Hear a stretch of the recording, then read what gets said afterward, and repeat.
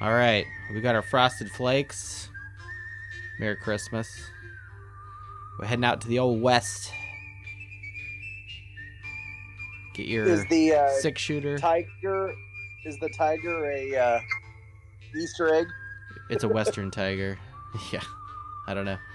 Actually, I remember reading something that the cougar is the largest cat, the third largest cat in the world, and obviously the only native wild cat in North America. At least that's. I mean, I guess there's bobcats and stuff, but anyway, weird. Okay, that's a weird way to start the show.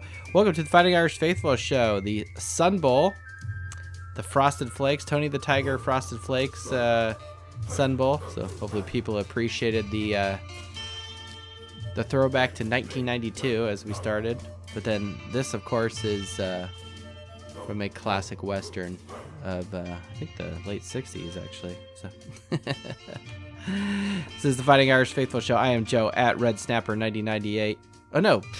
Gee whiz. Man. Well, thank you. That's you. That's my brother. We have dyslexia tonight. Man, we sound terrible tonight. It's Christmas. We don't care. We're still celebrating Christmas. Well, Man. and my brother is Fighting Irish Faithful at faithful_Irish. Thank you. You may have to save me this episode. Man. And then the epic music. We'll bring in right away Coach Barsegian to please save this podcast. My gosh. What's happening? I hope you got What up, Frosted Coach? Flakes. Oh, yeah. Good. But even better, you may not understand Pokemon cards, but don't hate on them. Oh, I didn't Went by hate nothing. Well, I'm just saying, went by Sam's earlier today. They had these little boxes with like 14 packs in each one for like $40, which is, considering each pack goes for like $5, it's well worth the money. Bought 2 of them. Pulled a card worth nearly $540. Woo. So, Nice. or made my money back. Sweet. Hate on. Second thing, little Tony the Tiger Sun Bowl trivia. You know who was the voice of Tony the Tiger for years? Which all he had to say was they're great. Not Sean Connery. No, Lee Marshall, a former WCW wrestling announcer. Nice. So he has since passed away, but he was the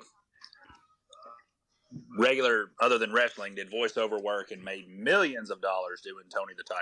So Nice. Yeah, I asked the doc last week to when she went to the grocery store. I'm like, hey, get some Frosted Flakes. And then she comes home and gets everything. And I'm like, where are the Frosted Flakes? She's like, oh, they're in the cupboard. I'm like, I'm looking. And they were the off-brand from Aldi. I'm like, wait, what? Those are not Frosted Flakes. She's like, look, we're on a budget. Da, da, da. I'm like, okay, point taken. So did you Cereal's expensive, no joke. it is stupid expensive. We hardly buy cereal anyway. did you ever figure out the math on the per person for the Airbnb? Oh, let's jump straight to that. I do have that if you want. I don't have that spreadsheet up, but we can do that.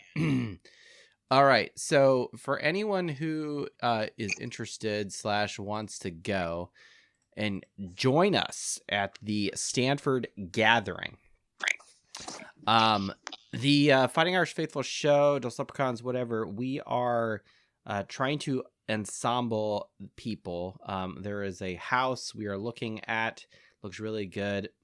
And You said it was like 100 yards from the stadium, right? it's on Angela. It's not 100 yards from the stadium. It's pretty close. 100 yards from campus. It's Well, same thing. I guess if you cross the street and go through someone's yard, technically you end up in the graveyard that Coach Barsegian is buried in. Fine.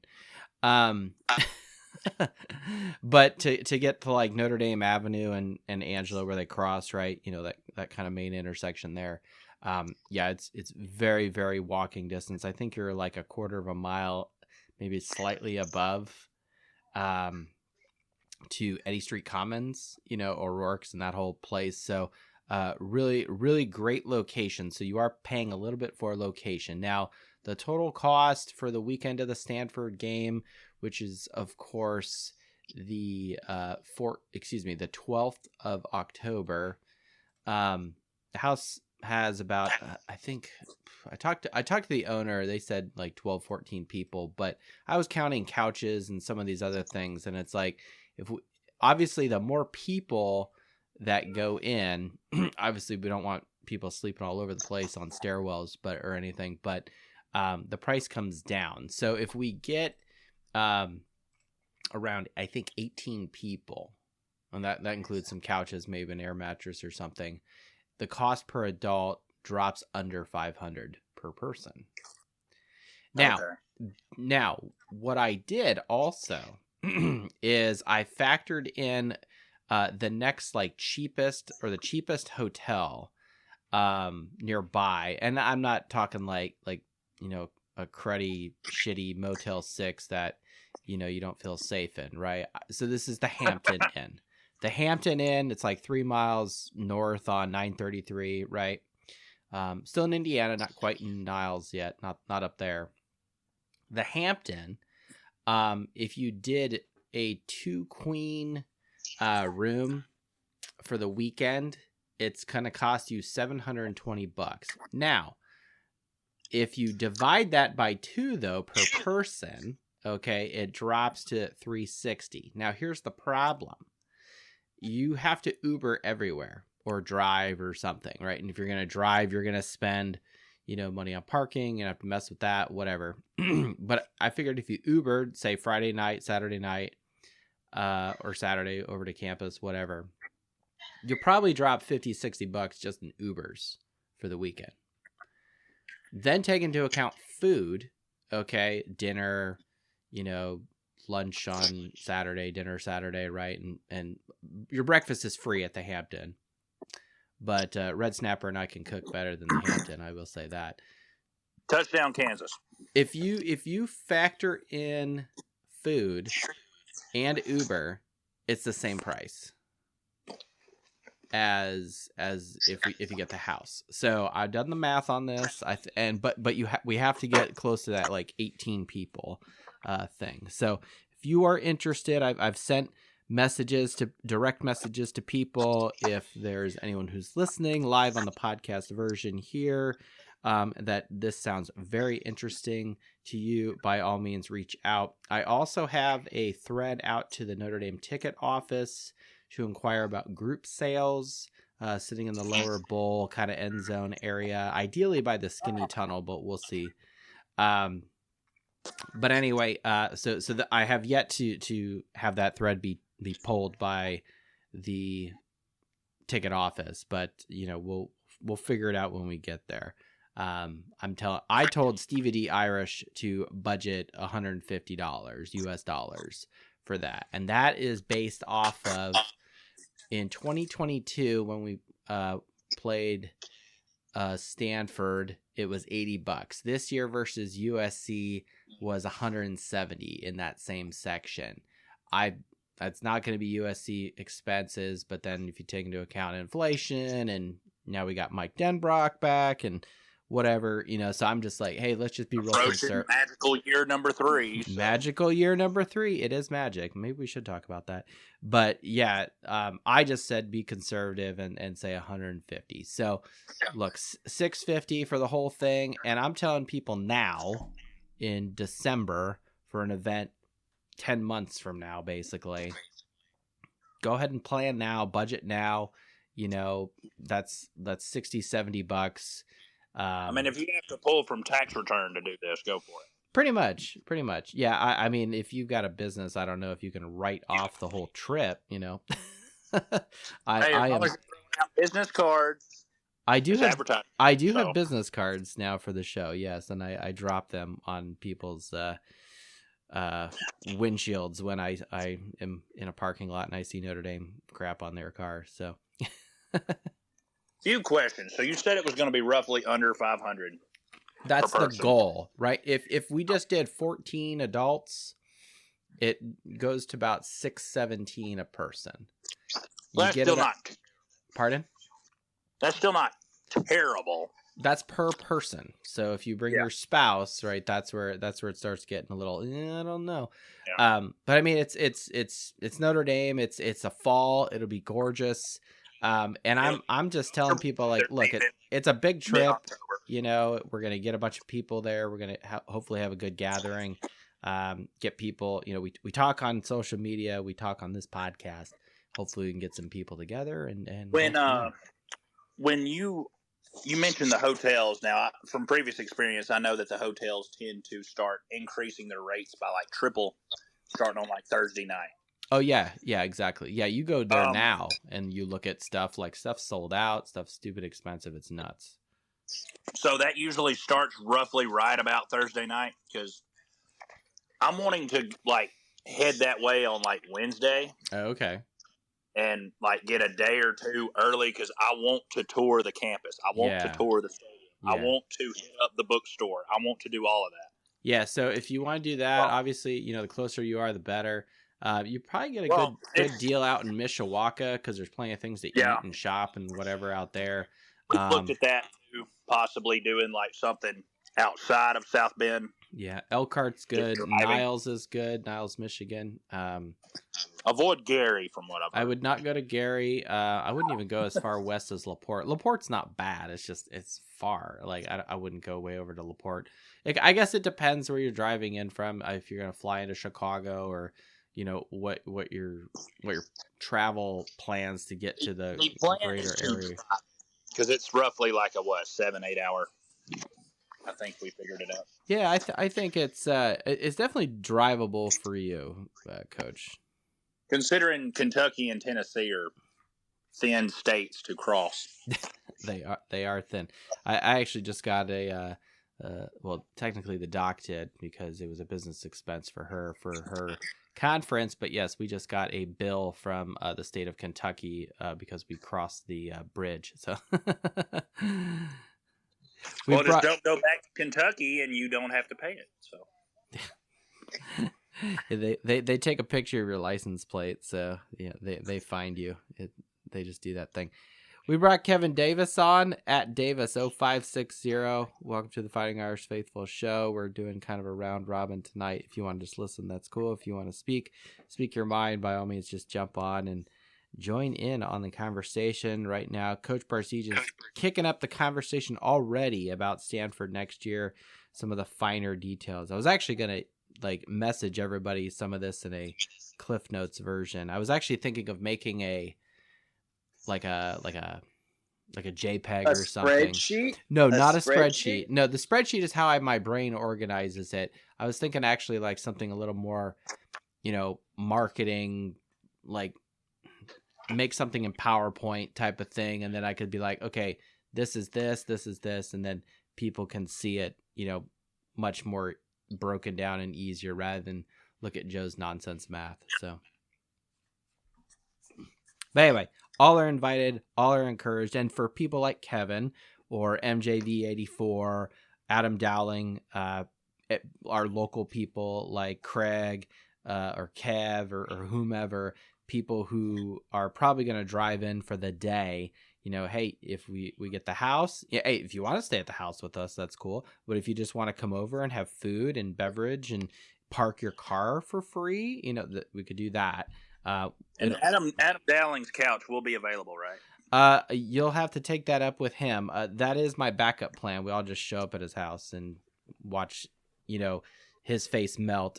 And well, I've heard rumors that him and his wife do like a realting company. So, I mean, surely they've got some empty houses nearby. Well, I don't know if they're nearby Notre Dame, but yes, Mrs. Dowling is a successful businesswoman. So Adam works at an oil refinery. So I don't know if you want to be at a house near where he works, but yeah, hey, you do you. All right, let's steer the conversation away from Stanford next year. So thank you, Coach, for bringing that up, kind of, dropping that kernel, that nugget. And we are still in the 2023 season, despite what many other people think that the game, quote, doesn't matter. I think it does. It's in the spreadsheet. And we're ready to rock and roll. Back to El Paso. First time Notre Dame's back in El Paso for the Sun Bowl since beating the crap out of Miami in the 2010 season, which was glorious. So if you have some time to kill, go on historical YouTube and watch the 2010 Sun Bowl. You'll see babyface Tommy Reese out there in quarterback. Harrison Smith is playing. It's the Michael Floyd show. But what's the best part is watching Miami go up to El Paso, the West, quote unquote, but it's high altitude and it was very cold, if people recall, and it was snowing and whatever. And so they come in with their stormtrooper snowsuit jacket, whatever, bunch of guys from Miami. And it's like, they were not ready for this. And then they turn the ball over and this and that.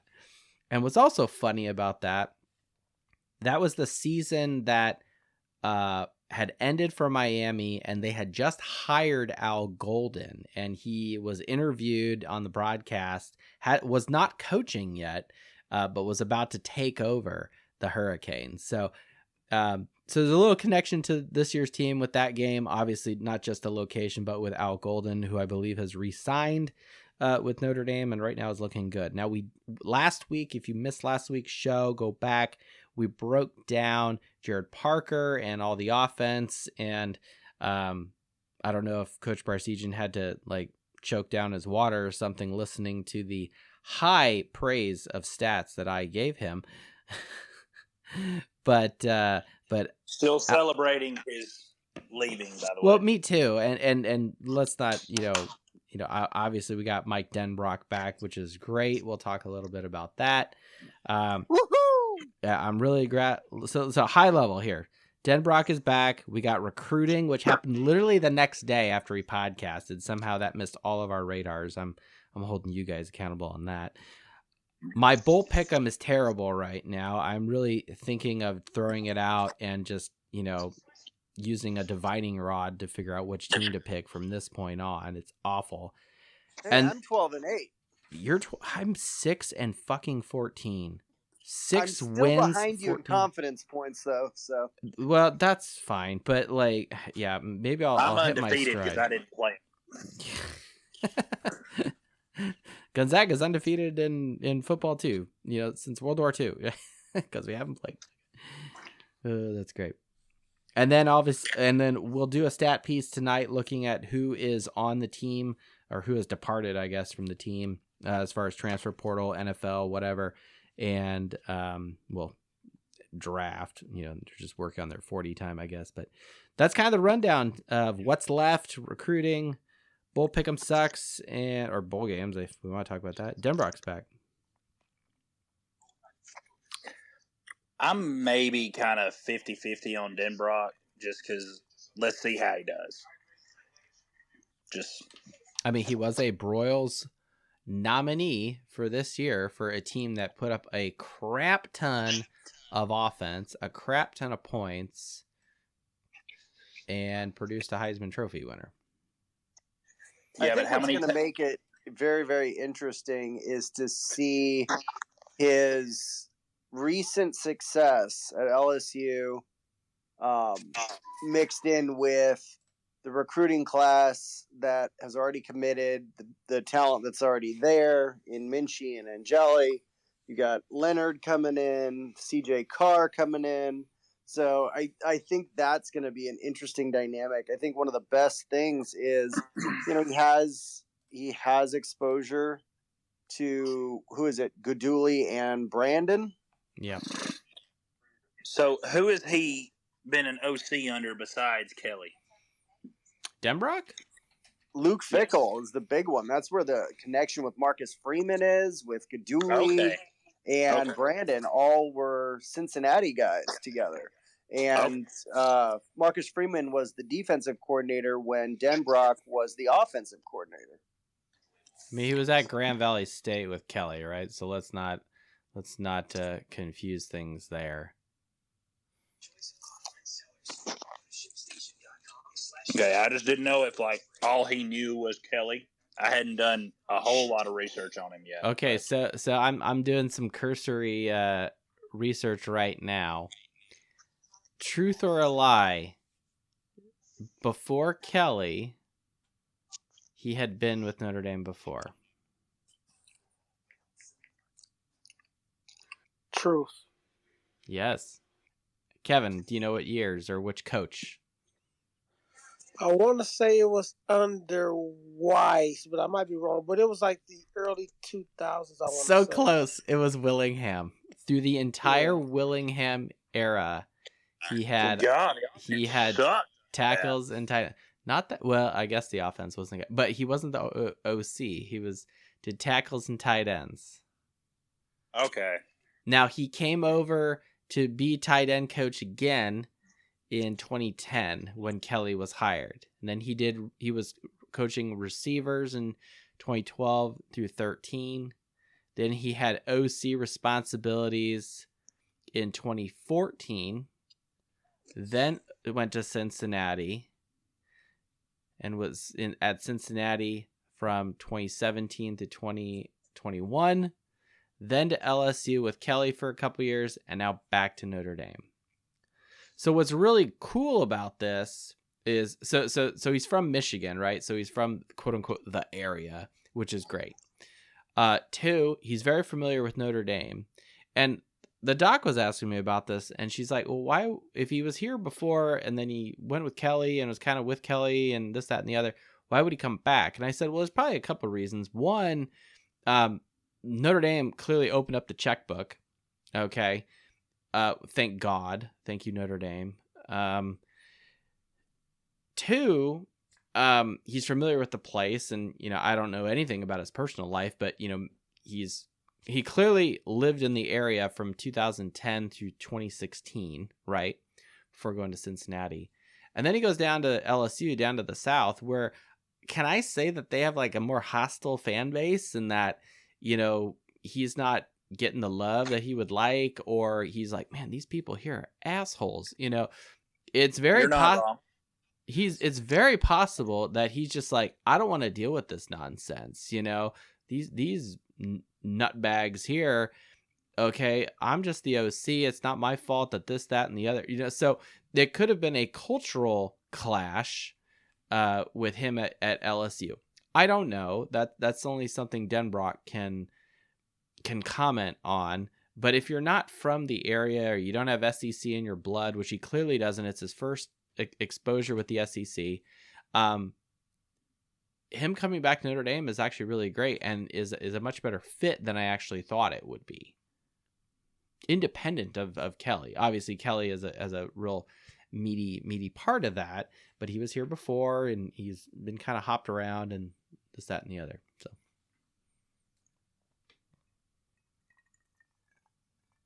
I definitely like the idea of location. Him being, I think his hometown's like an hour and a half, 2 hours away from South Bend. So his family is all close by. I think the previous exposure to Notre Dame, he knows the culture, he knows the school, he knows the education requirements, and maybe that's part of it. He wants to teach a more intelligent student body that are scholar athletes. I only he can answer that, but at the same time, you look at the Cincinnati move to Notre Dame connection, like that I think is huge. It's not just these are people he's familiar with, these are people he had success with. And so there's already a lack of acclimation period because he knows these guys. Yeah. That's probably my one concern, though, is because Parker knew these guys as well, and we all see how well that turned out.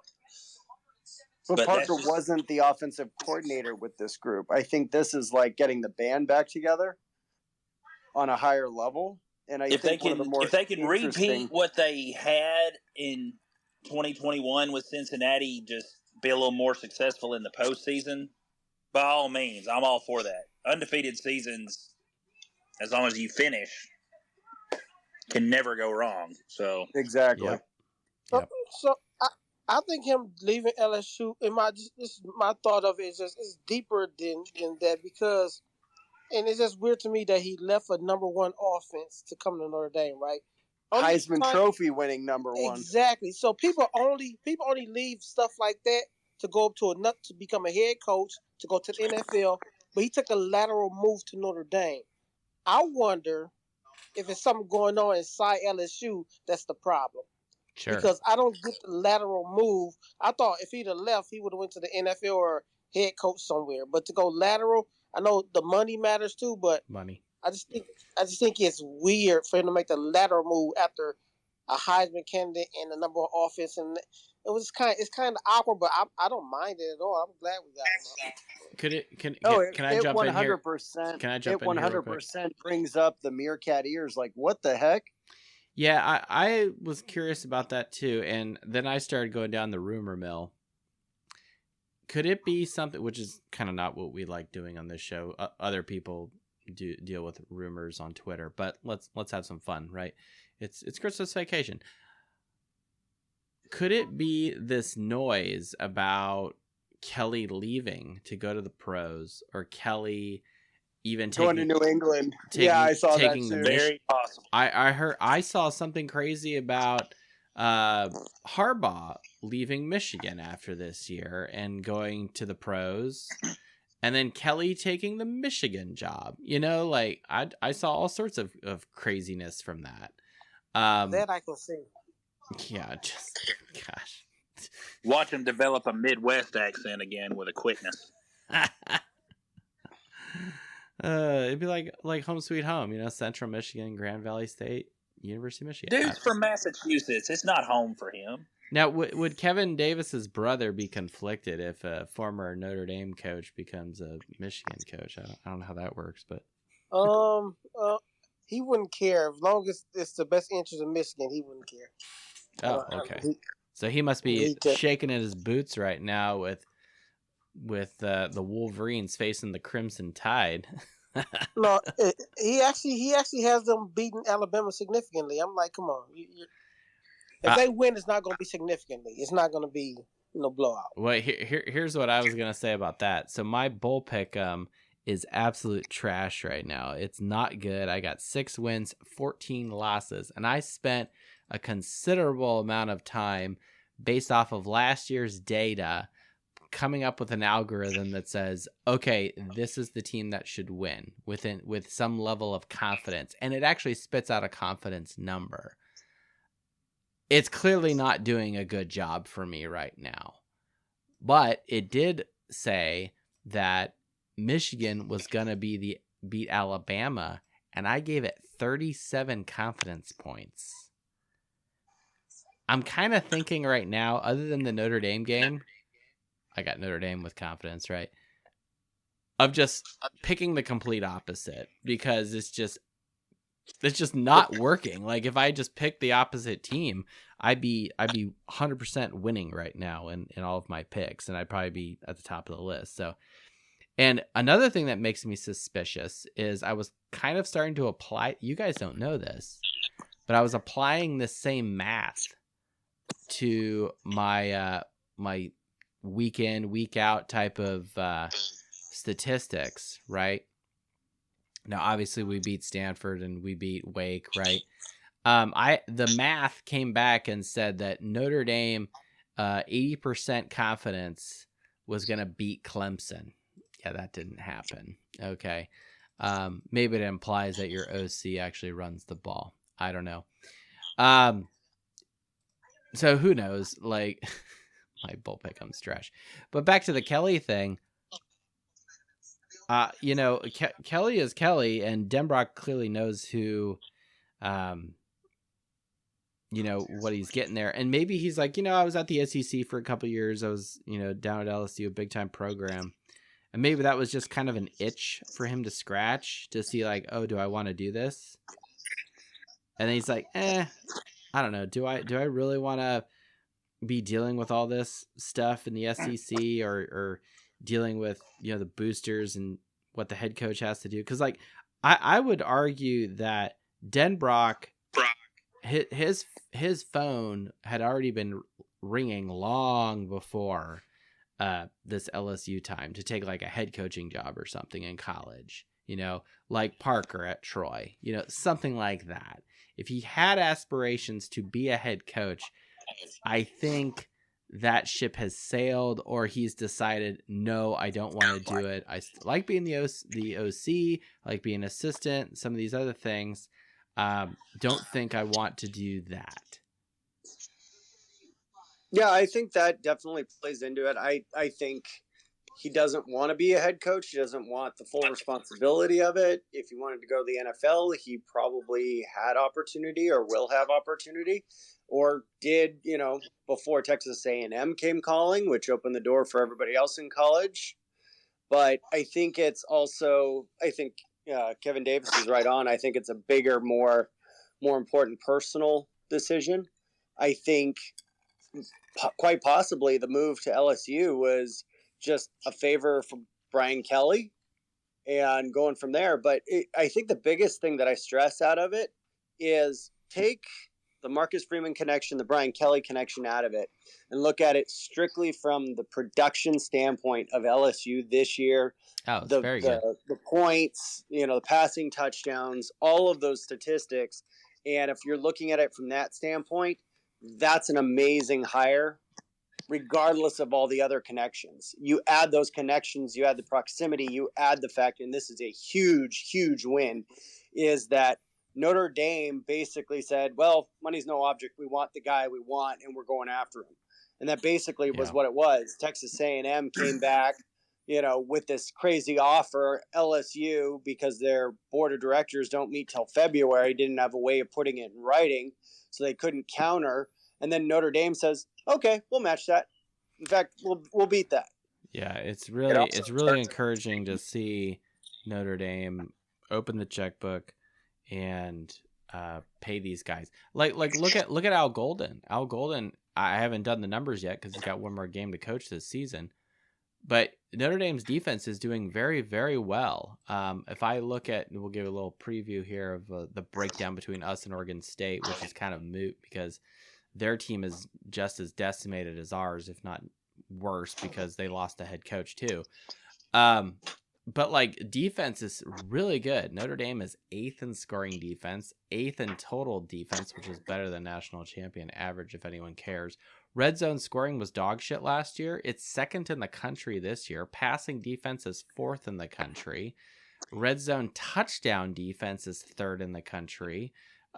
It's really, really good. 4th down defense, 26th in the country. So we're really good in a lot of these other statistics that make me happy. Well, it also turns out to be a brilliant move going after Denbrock instead of Ludwig from Utah, because look at how their whole postseason turned out. Yeah, that's interesting too. About only mustering Utah. up 7 points, and he was like the number one guy that everybody thought we should have gotten. Yeah, with Ludwig and all that. He went to the. I saw a picture of him at a hockey game with Marcus Freeman. What the hell, Notre Dame? Tightwad bastards. Yeah. Okay. Well, I'm sure there's a little bit more to it than that. Okay. He's coached with his players at Notre Dame wouldn't have been as old as they would have been at Utah. That is true. Well, and I think that's definitely part of it, and nothing against our LDS brethren. It's all about he has been a coach with Kyle Whittingham for a long time at Utah. He's probably got a sweet gig there. He's happy there. Maybe there's a Mormon thing. Who knows? Doesn't matter. Who cares? And it's like, why do I want to leave Utah and go to South Bend? I'm happy where I am. I couldn't understand him wanting to stay, even if it's not a money thing. But everyone on Twitter wants to just throw the money thing.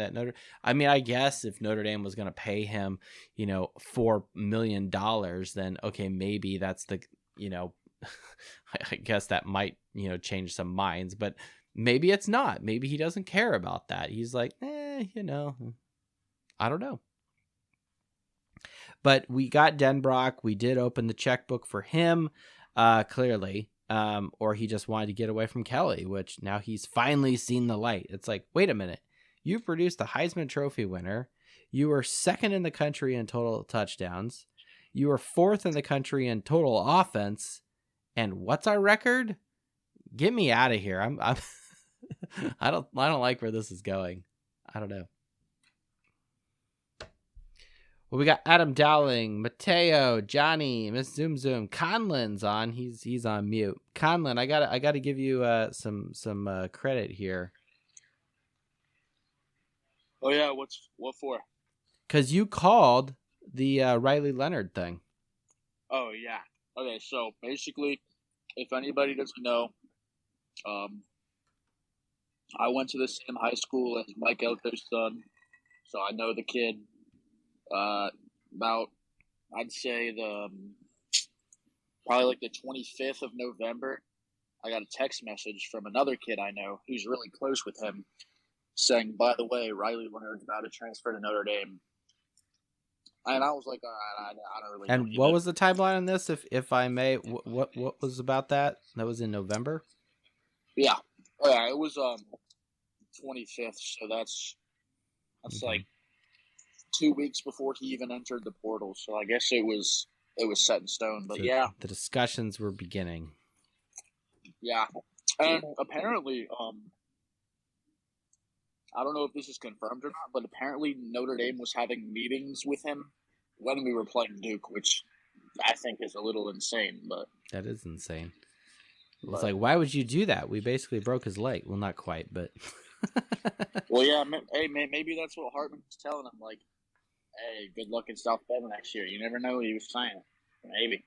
Are you sure that Hartman didn't just hand him like one of those Beat headphones? Oh, maybe. Shit, he loves handing those things out. I'm sure. I'm sure the name, image, and likeness goes beyond your Shamrock Series jerseys that you can that you get to keep, and all the other free gear that recruits love. Well, Kyle, thank you for that. I wanted to give you some credit for that because we clearly had talked. You had been a vocal supporter of the Riley move here, and we got an experienced guy coming in, and then we have a really, really good quarterback recruit coming in as well. So I think Gino Guidugli's got some things to play with.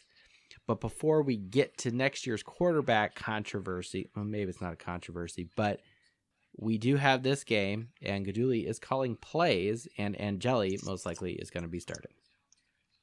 Yes, dude, I'm kind of worried. I'm not gonna lie, dude. The score might end up being like 17-14 or like 10-7, something like that, bro. Because both of these teams have nobody. I mean, we still have Love. We still have Love, which I'm excited to see him in the lead back role. I really am. I think he's going to be really, really good. He's fast. He's lightning quick. We're going to see Payne, Price, to see him, and Love. Not too excited to see Steve Angeli, as much as some people might call me an idiot for that. I just don't think Angeli. I wouldn't call you an idiot. I'll just call you a hater. No, I'm just kidding. I mean, hey. There's a reason Freeman is bringing in these transfer portal quarterbacks. We can argue with it as much as we want, or whatever. But he knows better than us, and he's seeing something that we're not. That tells him Steve Angeli cannot be our starting quarterback. So I'll roll with Freeman there. But hey, I mean, I would love for Angeli to go crazy and prove me wrong. That would be awesome. But I mean, we got Freeman, not only with the transfer portal. We got Bo Collins here coming up from Clemson of all places. Now I know nothing about Collins and the productivity he had over down there in South Carolina. But hey, that's great. Someone to bring on up and turn Irish. I'm not going to be too upset about that. One thing I had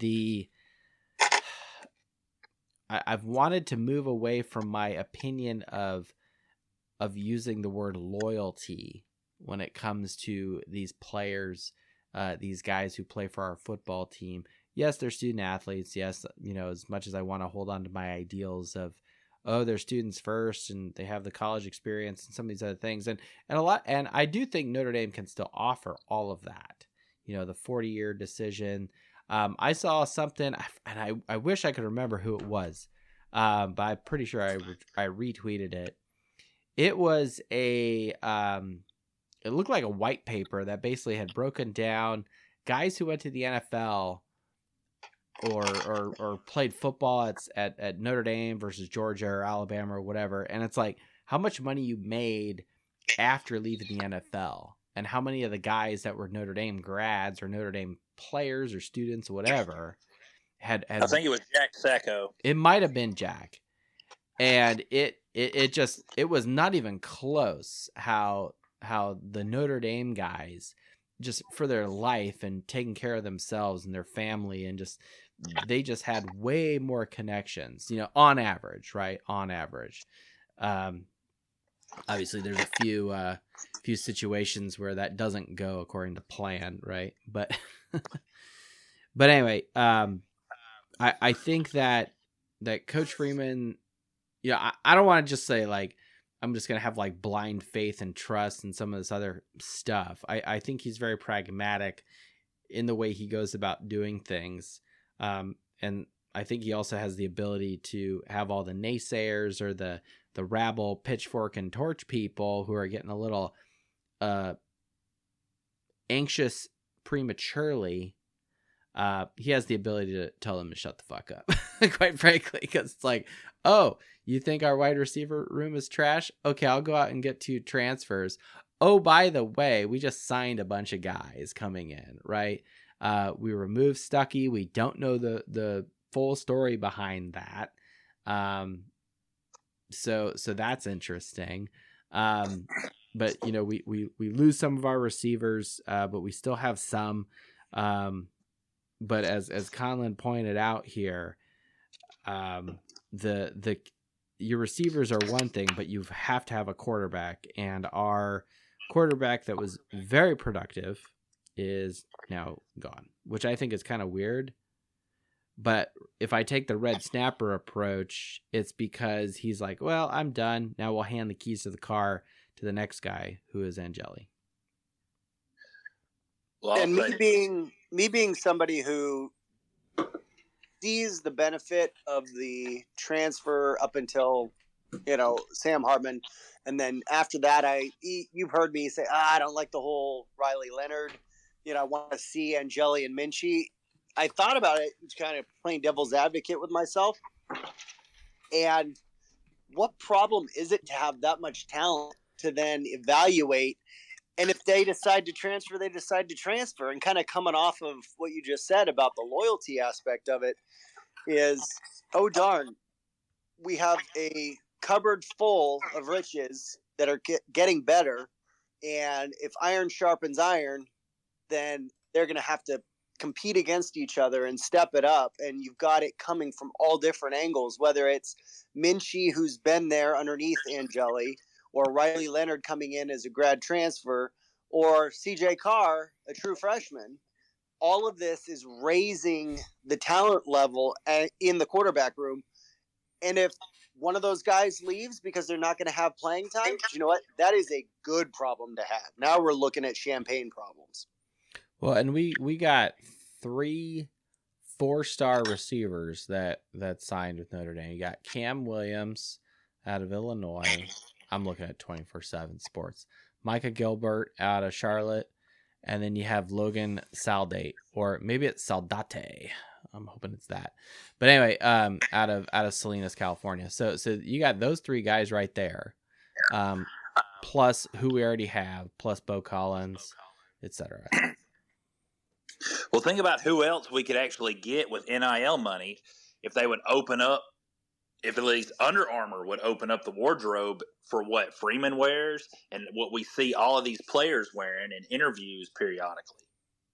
Good grief. Some of that swag looks amazing, and we as fans can't afford it because we don't ever see it. It's not available anymore. Do you think that could be by design, that it's like, no pun intended, but it's like, This is an exclusive thing for the coaching staff, for the team, right? Oh, absolutely. But it seems like they constantly wear it out in public all the time and just flaunt it. Because they got all this gear thrown at them for free. Of course they're gonna wear it.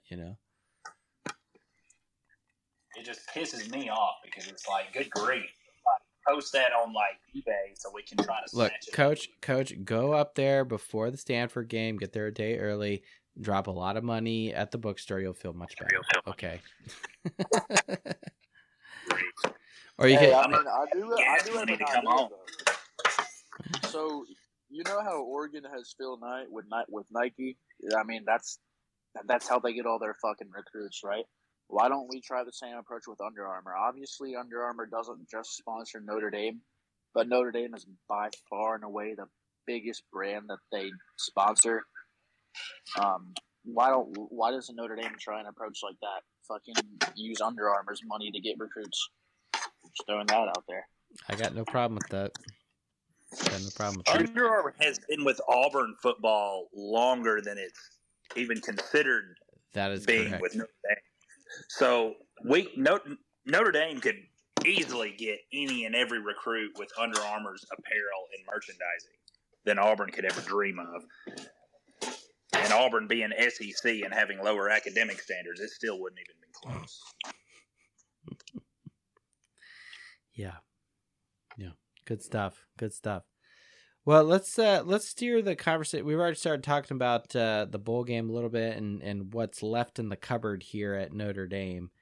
I wanted to talk about the three main offensive groups, i.e. quarterback, the receiving room, and the running back room. We'll get to receivers next, but first I wanted to touch on what is the magnitude of the hole that Hartman leaves for us. Obviously a lot of snaps and a lot of experience, right? But a lot of productivity, a shit ton, to the point where if people are concerned about Angeli and his abilities or just his experience, they can make this argument. Hartman had 301 attempts. 92% of all passing attempts for Notre Dame this season. Notre Dame had a total of 328, so quite a bit. Completions, similar. 90% of all completions are attributed to Hartman, 191. Yards, 90% of all passing yards were from Hartman. Now, touchdowns is quote-unquote the weakest of these.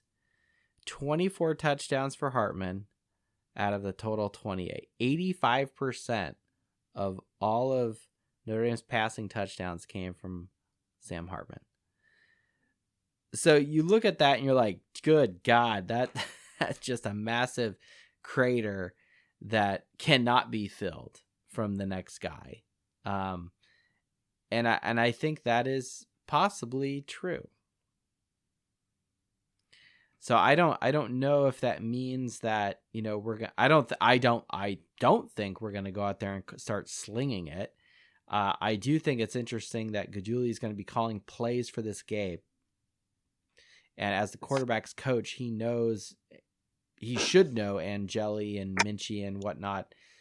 So whether they both get playing time, whether we have a dual quarterback thing, I don't know how that's going to work. They haven't done anything like that all year, so I highly doubt they're going to just kind of throw that in here the last minute. Yeah, comments, thoughts? I sincerely believe it will be a 2-quarterback game, whether it's out of necessity or it's pre-planned. You know, it could be somebody does great or somebody does horrible, and okay, let's give the other guy a shot. It could be structured first quarter, then the other guy second quarter, and then whoever's the best of those, let's go start third quarter. You've got a whole different. It's a 1-game season for these 2 quarterbacks and Gajuli. Basically, you've got to empty your cupboards with who's there. So the running back room, you're going to see Price, Payne, and Love. And you're going to hopefully roll with the hot hand, you know. And then, hey, why wouldn't you do that with the quarterbacks? And with the receivers, you're gonna figure out what works the best. I anticipate a bunch of run plays. I anticipate a lot of multiple tight ends, single receiver sets, just because our receivers room is really the most empty cupboard of the three. So, yeah, it's and I'll save the receivers for later. But I think you're onto something there. Now, I had a question for Kevin Davis, and my research here has been unable to confirm or deny the details surrounding on defense Xavier Watts. Is he leaving? Did he declare? Because I saw that he is going to play in the Sun Bowl. No, he's playing. Now, is he going to go? Is he going to go to the NFL, or is this last year of eligibility? I think he might declare after the game. Okay. I think he wants to play the game, so I think he'll. I mean, let's be honest, if I was him, I would declare. I mean, he was one of the best in the nation. I mean, yes, his draft stock is pretty high right now. Is it? So I don't even know where it is right now. So I can see him. I can see him declaring after the draft. I mean, after the game. Now, what if he comes back? Great for us. I mean, he's not a linebacker, right? You know, but yeah. But honestly, defense. I mean, we lost some key players on defense, but not as much. Nowhere near its offense, right? So defense is kind of really still rocking, right? Yeah. So if he comes back, that's solidified with who are we getting in and who we have and who's returning. Like defense will be okay. I did see that Leofau declared early for the draft. And my thought to that was, where are you going? Why are you doing that? I was so shocked because I've spoke my piece about Leofau. He's not going to go early. He's going to go 5th to 6th round. Yeah. I don't see him going anywhere in the first 3 to 4 rounds. So no, I think Hartman will go before he does. Yeah, I didn't get him declaring. I think he was one that should have played the bowl game. He should have played it in order to get his draft stock higher. Agreed. But him declaring early, I didn't get it. Yeah, I saw that Jack Kaiser's planning to stay at Notre Dame. Yep. Bertrand is clearly playing the bowl game. Trying to think who else on. Who is it? Hart left. Cross is sticking around. Cam Hart is gone. Defensive lineman. The Ohio State guy. Baptiste. Yeah. That was funny. Some knucklehead on Twitter was like, "Oh, he's totally not staying," and he's like, "Oh, my sources say he's not staying," and then Baptiste is like, "Well, my sources say I'm actually staying for the bowl game." So he's another one where I think he's going to play the bowl game because he's looking at his draft stock.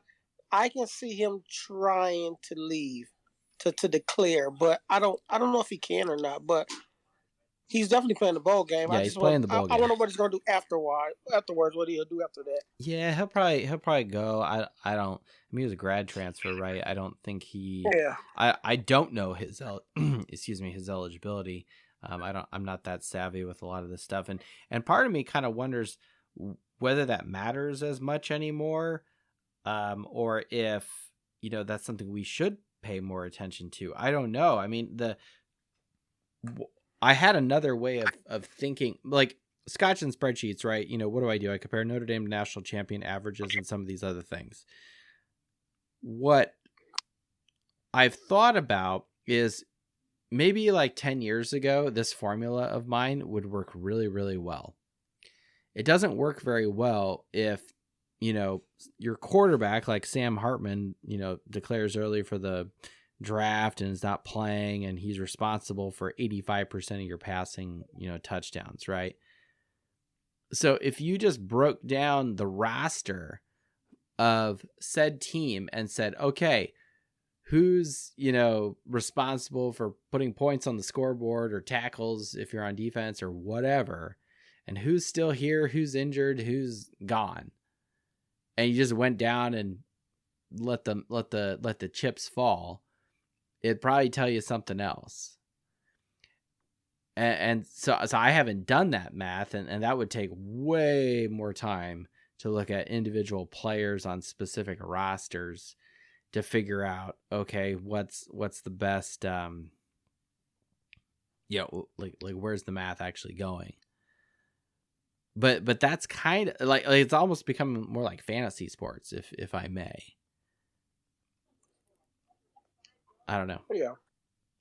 It's a little disappointing, but it's also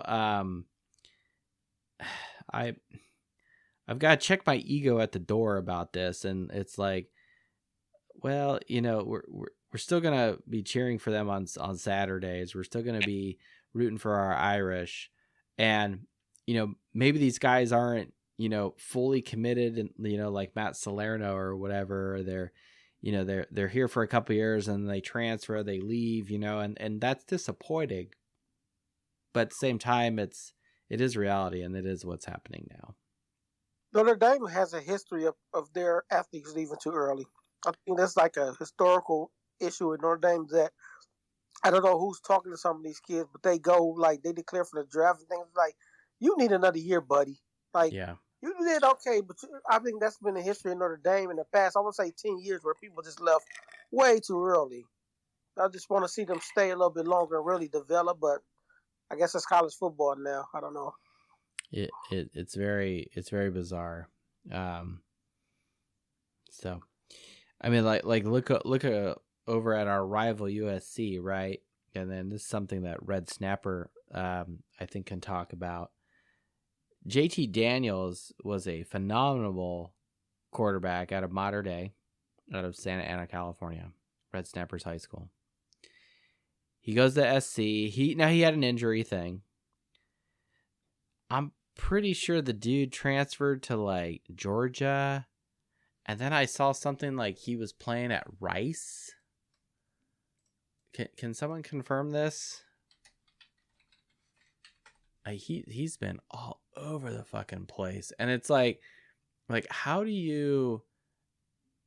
Yeah, okay, USC, then Georgia, then West Virginia, and now at Rice. It's like this dude did 4 fucking teams in college, and it's like, holy shit. So I don't know. I mean, I'm not here to. I mean, he only played 7 games, so I don't know what the story is behind all that. But yeah, talk about someone who was really promising and then just like went and just kind of fizzled out. Well, he made his mistake by going to SC. I mean, Well, it all started there. Yeah, but how many quarterbacks have come out of your high school, Red Snapper, or have done that? Oh, I can think of a few. There's a handful. Okay, Matt fucking Leinart. Okay. Yep. Bryce Young went to Alabama at least, but son of a bitch. Okay. Right. Let's change gears here. Let's talk about something that I actually really, really, really like talking about, which is running the football. That's the first time we've done that. Yes. Yes. That is my Christmas present there, everyone. Oh, and by the way, for the record, I am wearing a Boise State hoodie tonight. Yes. Look, I am wearing the hoodie. It was posted on the internet here right before we started. Okay. It's my Christmas present, right? If anyone doesn't know, here, Red Snapper. Bowl. Yeah, they lost their bowl game. It sucks. I'm really fucking UCLA. I said Fiesta Bowl. I didn't say recent bowl game. Oh, I'm sorry. Well, here, Red Snapper. Here, I didn't prepare here. Well, Red Snapper, tell the world why your younger brother is a fan of the Broncos. The Boise State Broncos. Go at great length here. You've been a fan for a long time, and it really all centers around an old high school teammate of yours, Ian Johnson. And I think you were a senior, he was a junior, so you were 1 year ahead, if I remember correct. And so that game, that bowl game against Oklahoma, the comeback, where they literally went back to back, sneak plays of the hook and ladder that then set up the Statue of Liberty to win the game. Like, that was just crazy. But Ian Johnson, by the way, that game, Ian Johnson was playing for Boise State, and he was rushing against Adrian Peterson. Yeah, Peterson was not in. Yeah, Peterson was out. But yeah, that was a game, the personnel in that. And so, long story short, Boise State pulls off the upset, and myself, and then our father, we were actually skiing in Utah, and we were in the hotel room, and we're getting changed after a day of skiing to go get dinner. And we were all just sitting there in our long johns watching this game, just going nuts. Like, so yeah, epic. He ended up proposing to his girlfriend and the whole thing. That's great. Yeah. Great. So just Boise State, but but it goes beyond that game. It's not just, I mean, that game really was like, what is this shit? And then it's not like, it wasn't just like a bright spark of one year. It was consistent through those years, right? Through the Peterson era at Boise, right? Absolutely. And then Harsin kind of had it, and then he was dumb and went to Auburn or whatever. But Boise State was so good. They went undefeated twice. Okay, and they weren't even getting a look because of the BCS system, right? And they had some phenomenal talent and some legit football teams. And just the overall mentality of I would love for Notre Dame to have a home and home with Boise, or play them in Denver for a Shamrock Series, because they're way better than fucking Colorado. Colorado's dog shit. Okay, so yeah, no, for years I've been saying that, Boise State's my second favorite team. Love it. And they fired their head coach and they won their fucking conference. Yeah. Okay. Crazy. That's a football team that's serious about their program, right? Now they lost their bowl game to fucking UCLA, which is really dumb. They were winning. It's like 16-0 or whatever at half. And then all of a sudden UCLA just finally decides to, wake up and starts playing football. And then Boise State just didn't do anything after that, which is very disappointing. But yeah, no. So long story short, yes, I'm wearing the hoodie. It's been on my Christmas wish list, this season. And I pulled the trigger. I was like, fuck it. I'm going to get the hoodie. So. All right. We've topped up our Johnny Walker Black. Let's talk about the thing I love very much, which is rushing the football. We are going. Love the bell. It's not too loud, is it? It sounds really loud in the room right now. It's perfect. It is perfect. Okay, Red Snapper can calibrate it to. He knows the real story behind it. But anyway, Estime, right? We haven't talked about him. I wasn't surprised when I read the message on Twitter or whatever that he's going to depart. So that's unfortunate, but Estime is leaving. Okay. He takes with him 18 touchdowns, 1,341 yards, and 210 attempts. He takes away 69% of our rushing touchdowns. Yeah. 62% of our rushing yards. And 51% of our attempts, which is a whole. So I mean, Hartman clearly is like this, you don't even have a body anymore, and Estime is like, we've just removed your legs, and you are just a torso and arms right now. That's all you are, right? It's probably actually a little more than that, maybe half an arm. But the point is, Estime, I think, was MVP, quite frankly, of the offense.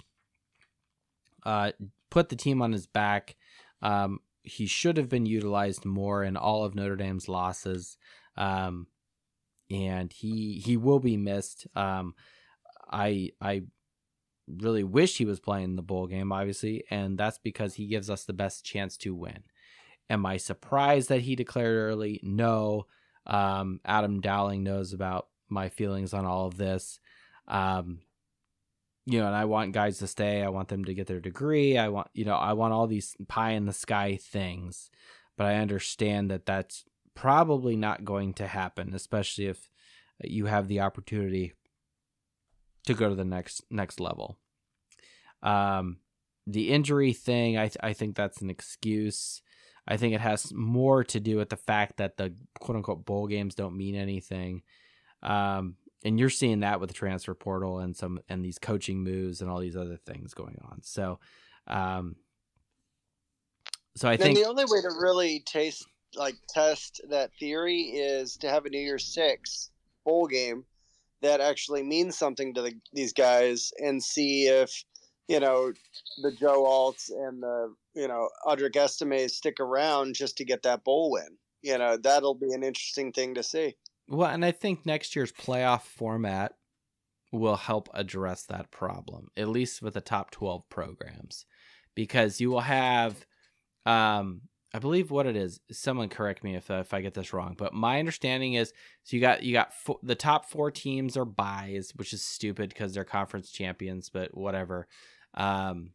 Okay. So you got what, the Big 12, ACC, SEC, and Big 10, right? Those champions are the automatic bid people, which is stupid, but whatever. Then you've got the remaining 8 are playing, and they're home games for numbers 5 through 8. Okay, so it's very possible if Notre Dame's in that 5 through 8 space in the rankings, they will end up hosting a playoff game in December, which is awesome. Bring on the SEC teams, or anyone from a warm climate. So that's cool.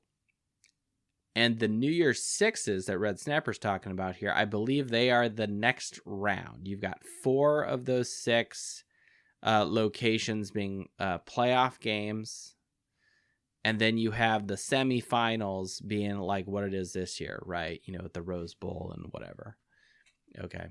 And then you have the Natty, wherever the Natty is, Lucas Oil or, wherever the fucking Rams play in LA, right? Whatever that stadium's called.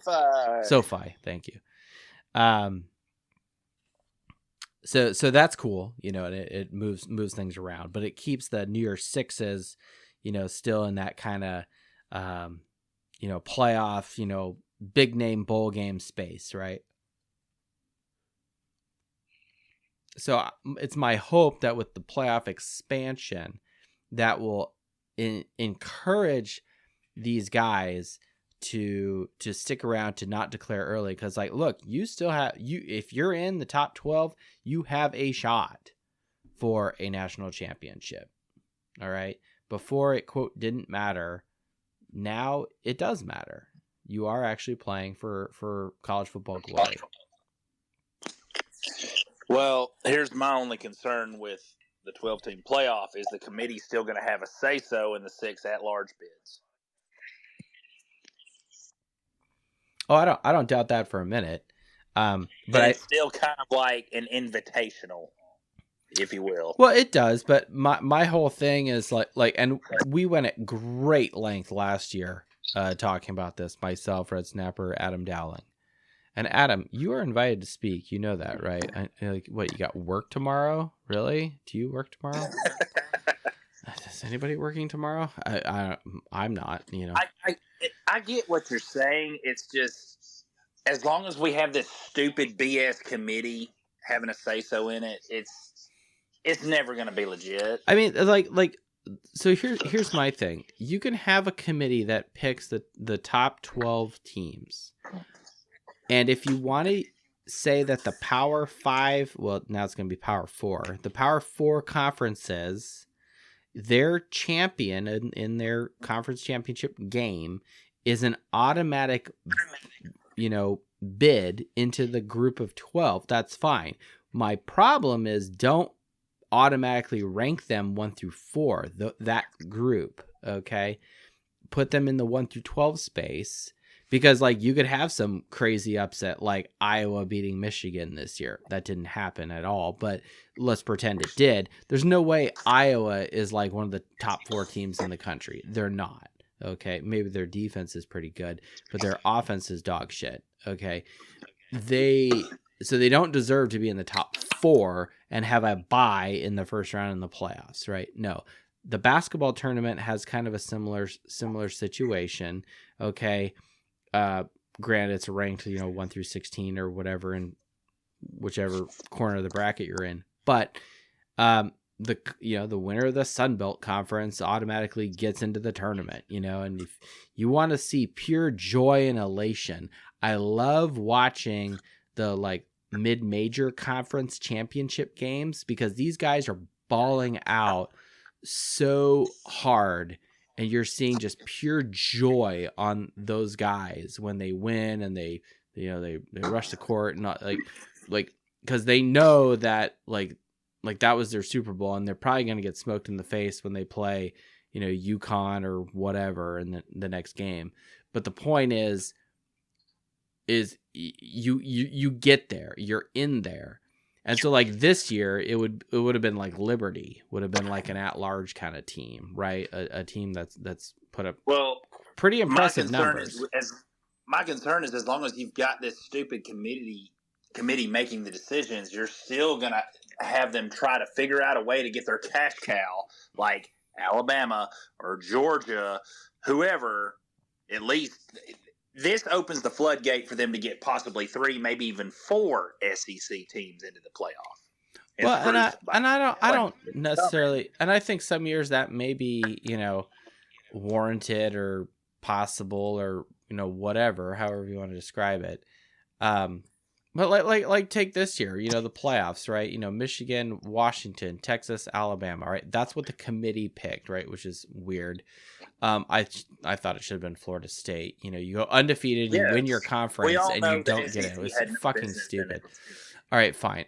All right, but look, Florida State, Georgia. Fuck you, ESPN. I'm trying to read stuff. Sorry. Florida State, Georgia, Ohio State, Oregon, Missouri at 9, Penn State at 10, Ole Miss 11, Oklahoma 12. The only reason and LSU is on the outside looking in.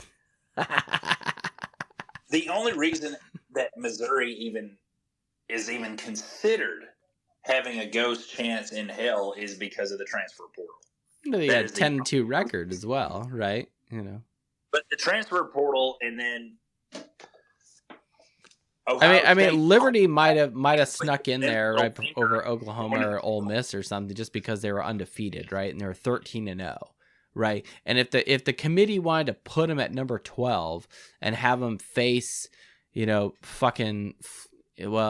this new format, that wouldn't have been the case. It would have been, Michigan, Washington, Texas, then Florida State. No, and Alabama. No, so all those top 4. So Florida State would have been the outside looking in, I guess, because all those 4 teams did win their conference. So have Liberty play Florida State in the first round. Fine, okay, whatever. I don't think anyone would have been upset about that. And then let's kick Oklahoma out or just for shits and giggles. Fine. Shouldn't have lost 2 games. I don't know. We got away from people for a reason. I don't know why we went back to people. That's just. Well, I mean, if you want Joe's opinion, just we go with Math and Sagarin and shit like that. But again, Liberty's got a really bad strength of schedule. I have many confidence points in Oregon beating them, so hopefully I get some points on that one. But well, you didn't. Did you pick Kansas tonight? Did I pick Kansas tonight? I'd have to look that up. I did. Kansas is running away with it pretty good. They're up by 18 right now. You did pick Texas State, right? Nope, I picked Rice, but that was my lowest confidence pick. I recall that. All right, what do we got? No, I had Kansas. I gotta look to see if I picked Rice or not. Everybody's got Kansas. Well, there's a few UNLV people. I had Rice, The math told me that Rice was going to win. It had. I gave fucking Bowling Green 35 confidence points. That's what the math spit out. Such dog shit. Yeah, I picked Bowling Green had been good since Urban was there. That's what the math said, man. But I did have Coastal Carolina. Did you have Coastal Carolina? I don't know what I had. Who did they play? Oh no, I had San Jose State. Yeah. All right. Joe's Bowl Mania is trash. It's so bad. It's not good. All right. Uncle June, what's up, man? You're just listening. You just want to listen? Or maybe you got to work tomorrow like Adam Dowling. Got to work at the refinery. I don't know. Do they have oil refineries? They got to have oil refineries in Arizona. I don't know. All right. The last real stat piece here before we get... Oh, no. Former chancellor of the Etsy store, Uncle June. Justin Cates, what's up, man? You know what? Everyone had the Etsy. Go ahead and find what you're looking for in the Etsy store. I don't think there's much up there right now. Well, we need to gobble it up. Okay. We could go look that up real quick. How are you guys doing? Doing good. How are you feeling after the Denbrock news? You know what? I like Denbrock. There's one item you can get from the Fighting Irish Faithful show. It's a canned koozie. Canned koozie, everybody. Go get your canned koozie. Get your Irish Faithful canned koozie. It's the old logo, but yeah. Hey, who cares? It doesn't matter. It's vintage. It is vintage. So who'd have thought your show would be around long enough to be vintage? Yeah. We got 4 years. We're going to go on to year 5 next year. It's nuts. I'll start wearing Janko jeans in here. Yeah. Whoa! Hey, all right. Jean jackets, the whole piece. Yeah, I'm in on it. I'm here for it. Anyways, I like Denbrock. You know, I love that he'll run the ball from any formation. Yeah, I like anyone who runs the ball anyways, but I also like having a guy who will sort of utilize a quarterback who will trot it out a little bit. You know, I don't need a Lamar Jackson, but someone to make you pay, you know? Oh, yeah. Do you think Angeli could do that against Oregon State? You know, I'm an Angeli guy because I feel like I would have loved to see him get a shot. Hopefully he still will. I heard a really interesting thought that is Gaduli is he going to put something on tape for people to look at if they want to hire him in the future? Or is he going to sort of just sort of let it loose and say, hey, Angeli, we're going to let Minchie play a little bit too, see what we got here, what's it look like? I think Angeli is capable of a lot. So, and I'm hoping we'll get to see that. The last 2 spring games have shown that, so. We shall see. We shall see how the quarterback situation rolls. This weekend. It's really interesting when you look at, you know, a lot of the productivity that Angeli has had. And then you jump over here to Kenny Minchie here, and you look at, you know, he's played. Oh, fuck you, ESPN! You're doing weird shit here, but you know, he hasn't really done a whole lot, as far as, you know, plays and that end up on the stat sheet. Like maybe he had a play here and there. But he only had a couple completions against Tennessee State, and that was it. I would love to see them split like 2 series and then switch to the other to Minchie for 2 series and do that throughout the entire first quarter, potentially even the second quarter. And then after, you know, seeing that alternating, you have 2 series, you have 2 series, you have 2 series, you have 2 series. Look at, you know, what the productivity level is, and then start the third quarter with the better of the 2. Personally, that would be the approach I'd take. Yeah, I think as fans, we kind of want to see that, but I just, when you mention that red snapper, my brain goes back to the nonsense that was the beginning of the 2015 season, where we were down in Texas. Now, granted, the defense was crap, right? But like Kelly kept like throwing a bone to Kaiser or to Malik Zaire, and he's just going back and forth. And it's like, dude, just pick a guy, right? Like, how do you not have QB1 and QB2 worked out? Now, maybe the bowl game's a little different because we've only had like 3 weeks of practice with these guys. And we're talking one game. We're not talking a season. No, I know, and it's not like it's the beginning of the season. Like if we were doing this nonsense down in College Station next year, we would have words on this podcast. But I go back to the dysfunction that was that game. Now, if there are specific play packages that are based off of down and distance and some of this other shit, that has been given to Minchie and these have been given to Angeli, fine, if that's the case. But if you're going to try to have like a one size fits all play calling strategy, but we're just going to put a different body out there because, they're flipping a coin for, who's going to start in the second half. I don't know. My brain doesn't like when you describe it that way, Red Snapper. The way I see it is you game plan specifically for each quarterback separately, but you try to give them equal time. So say, but how do you have to play one game? Why are you game planning for two scenarios? This because you want to see the exposure of both quarterbacks. You want each of them to get time. You want to see what each of them can do.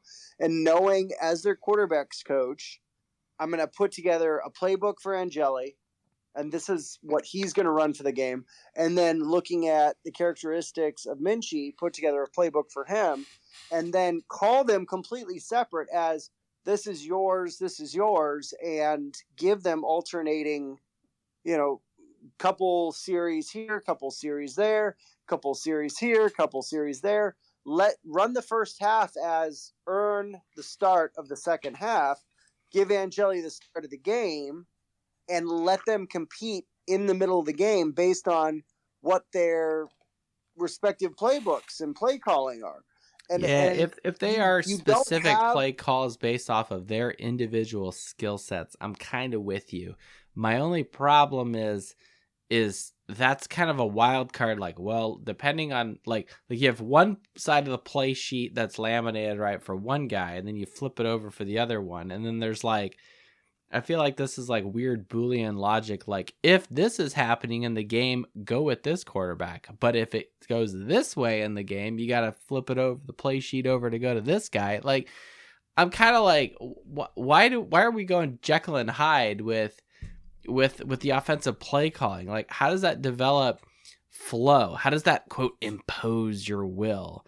If you're because just you like have 3 weeks to plan this. You have 3 weeks to put this but you together. don't know what's going to happen in the game. Like, we could fuck up on the first 2 plays and they get a scoop and score, and then they get a pick 6 and we're down 14-0 in the first half. Like, what, under your scenario, what play sheet do we, I don't know. Like, I'm not trying to be an a-hole about this. I'm just like, I'm kind of against your. Here's your thing. If you want to have 2 quarterbacks, it needs to be based off of specific play calls, packages, downs, and distances. If it's going to be, you get a series, you get 2 series, if it's going to be like this kind of like let's all just share the football, and just like, no, like we're not here to have a popularity contest and to keep guys, from transferring. It has to be very objective about what we're doing. It's a bowl game. But I want to win it. I want to win it, right? 10 games, dude. What do you mean 10 games? I'm saying that's what you want. Oh, yeah, we want 10 wins. 10 wins. That's right. I thought you were like going to throw the Tennessee State game out because, that was an FCS team. No. No, I just looked Notre Dame really only is going to play 10 games this year because the bowl game is trash and No. Well, I'll tell you, I do have some experience and this, you'll never hear me sing a lot of praises of Dirk Cutter. Oh, But when I was at ASU, Andrew Walter was sort of, who played in the NFL for a little bit. He was basically in a competition for the first string quarterback with a guy named Sam Keller. And what he did, which I thought was genius, is so he had Sam call in the plays to Andrew Walter for 3 series. And then he gave a series to Sam Keller while he coached up Andrew Walter on the side and have him read the plays that were going in. So it kept them both completely engaged. And I asked our defensive line coach after the game, I said, what do you do if, the number 2 guy lights it up in his series? He said, well, then you feel that out. You may let him play. But otherwise, you have a congruity with your quarterback. Everyone knows what offense it is. But you pull them out, you do a little coaching, you let the other guy get something. If it happens, Bingo. it happens. If not, Exactly. but you don't, it was never like we didn't use 2 separate playbooks or anything. It was just okay, Angeli, this is your first time. You had those first 4 series. Let's get over them while Minchie gets something, But I mean, look, really if they go to a 2 quarterback system, I'm not going to be like freaking out here, chewing my remote. That's not what's going to be happening. No, because we're going to rush for 350 yards against Bingo. That's right. Bingo. We will rush the football. That's actually a very good point because we do still have a legit group of running backs. Grant, they don't have, we're only leaving 31% of the touchdowns, which is actually probably a little less because Hartman's got a couple. But then we're in the 30s on the yards as well. Hey, for half these of guys. half of your carries is still there. Yeah, about half of them are there still, so that's good. And back to what Conlon was saying earlier in the show, he thinks it's going to be this kind of like 2012-esque, 13-17 type of football game, just because we're going to be putting an quote inexperienced quarterback out there, regardless of who it is, or if we put both of them out there. Now, wait, what if we did this? Let's get crazy. What if we put both quarterbacks on the field at the same time? No, nothing. Hey, this is Gadouli's shot, man. Nothing's off the table, right? Exactly. They'll never see it coming. Yeah. Oh, that sounds like a very trick play to me. Hey, Jimmy Joe, welcome back. Is that Jimmy Joe? Hello, I am so sorry. I was so late getting onto this program. I took the missus out. We went to the movies. We went and saw that movie. Oh, what is it called? Boys in the Boat. Is this like a Bollywood movie, Jimmy Joe? No. This is a good movie about crewing. Crew boating. Yeah, UW, right, Jimmy Joe? Yes. And they beat those Nazis in the Olympics. Oh, nice. All right. Oh, it was wonderful. But that was so good is that not one person was the person who was the main person on the boat. It was like 8 people, but they were all working as one. Like one machine. Very, very nice. So, I relate that to Notre Dame. We have to all know what our job is and do it the best we can. I like the trick play idea, though. Well, and thank you, Jimmy Joe. I appreciate that. And I agree 100%. It does need to be a well-oiled machine.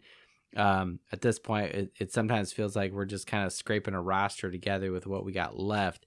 And so the 2 quarterback thing at the same time, that actually has been done in the past. You'll have to go out and do some research to figure out who or what team actually did that.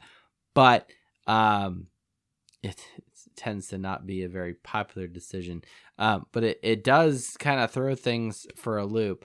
But it tends to also lend itself to a little bit more rushing here and there.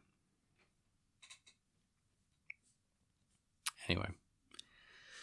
I see Adam Dowling's on mute. Jimmy Joe, what else? You got the boys in the boat. All right, so the Americans are beating the Nazis. Love it.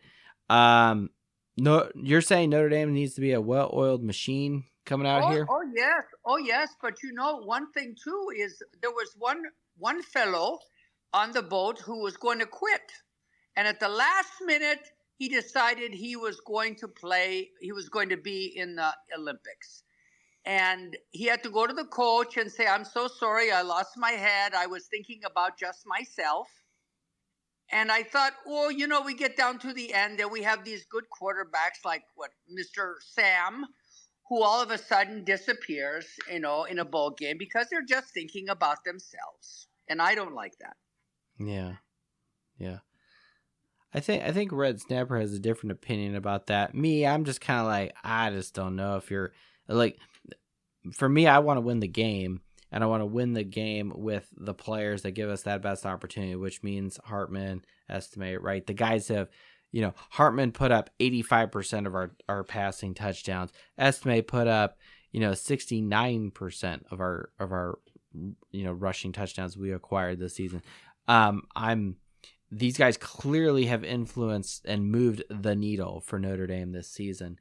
And when they're not playing, that creates a gap. It creates a void, and we must fill it with guys that have less experience or less productivity behind them.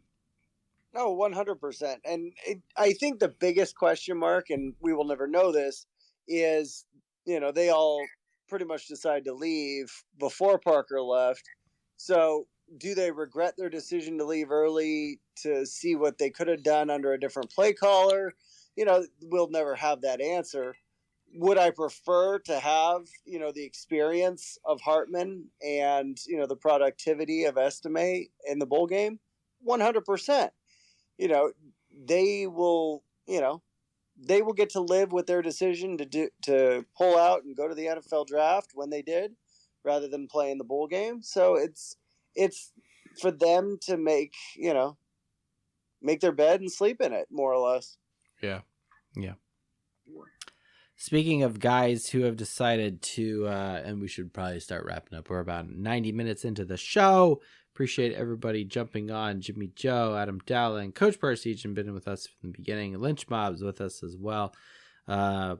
Good guys. Thank you very much. We have saved this for the end, and it's the receivers.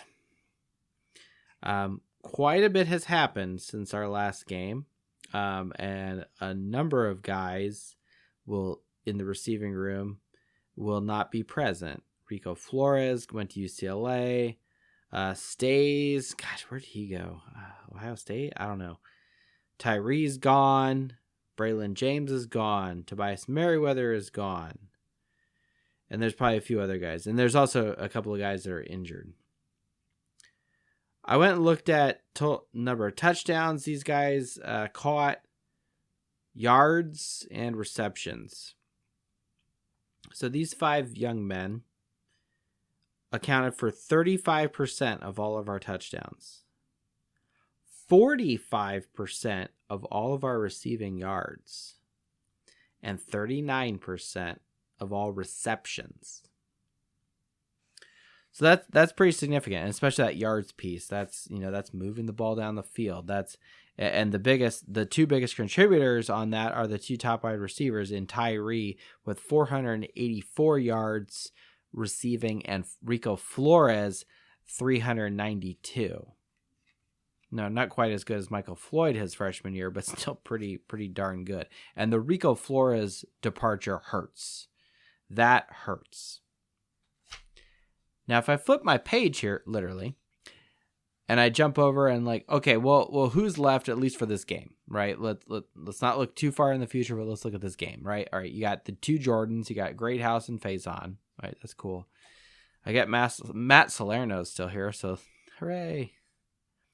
Jaden Thomas, let's not forget him, and Cooper Flanagan. Now, if I was a betting man, which I kind of am, I'd be watching Cooper Flanagan. I think he's going to have a great game.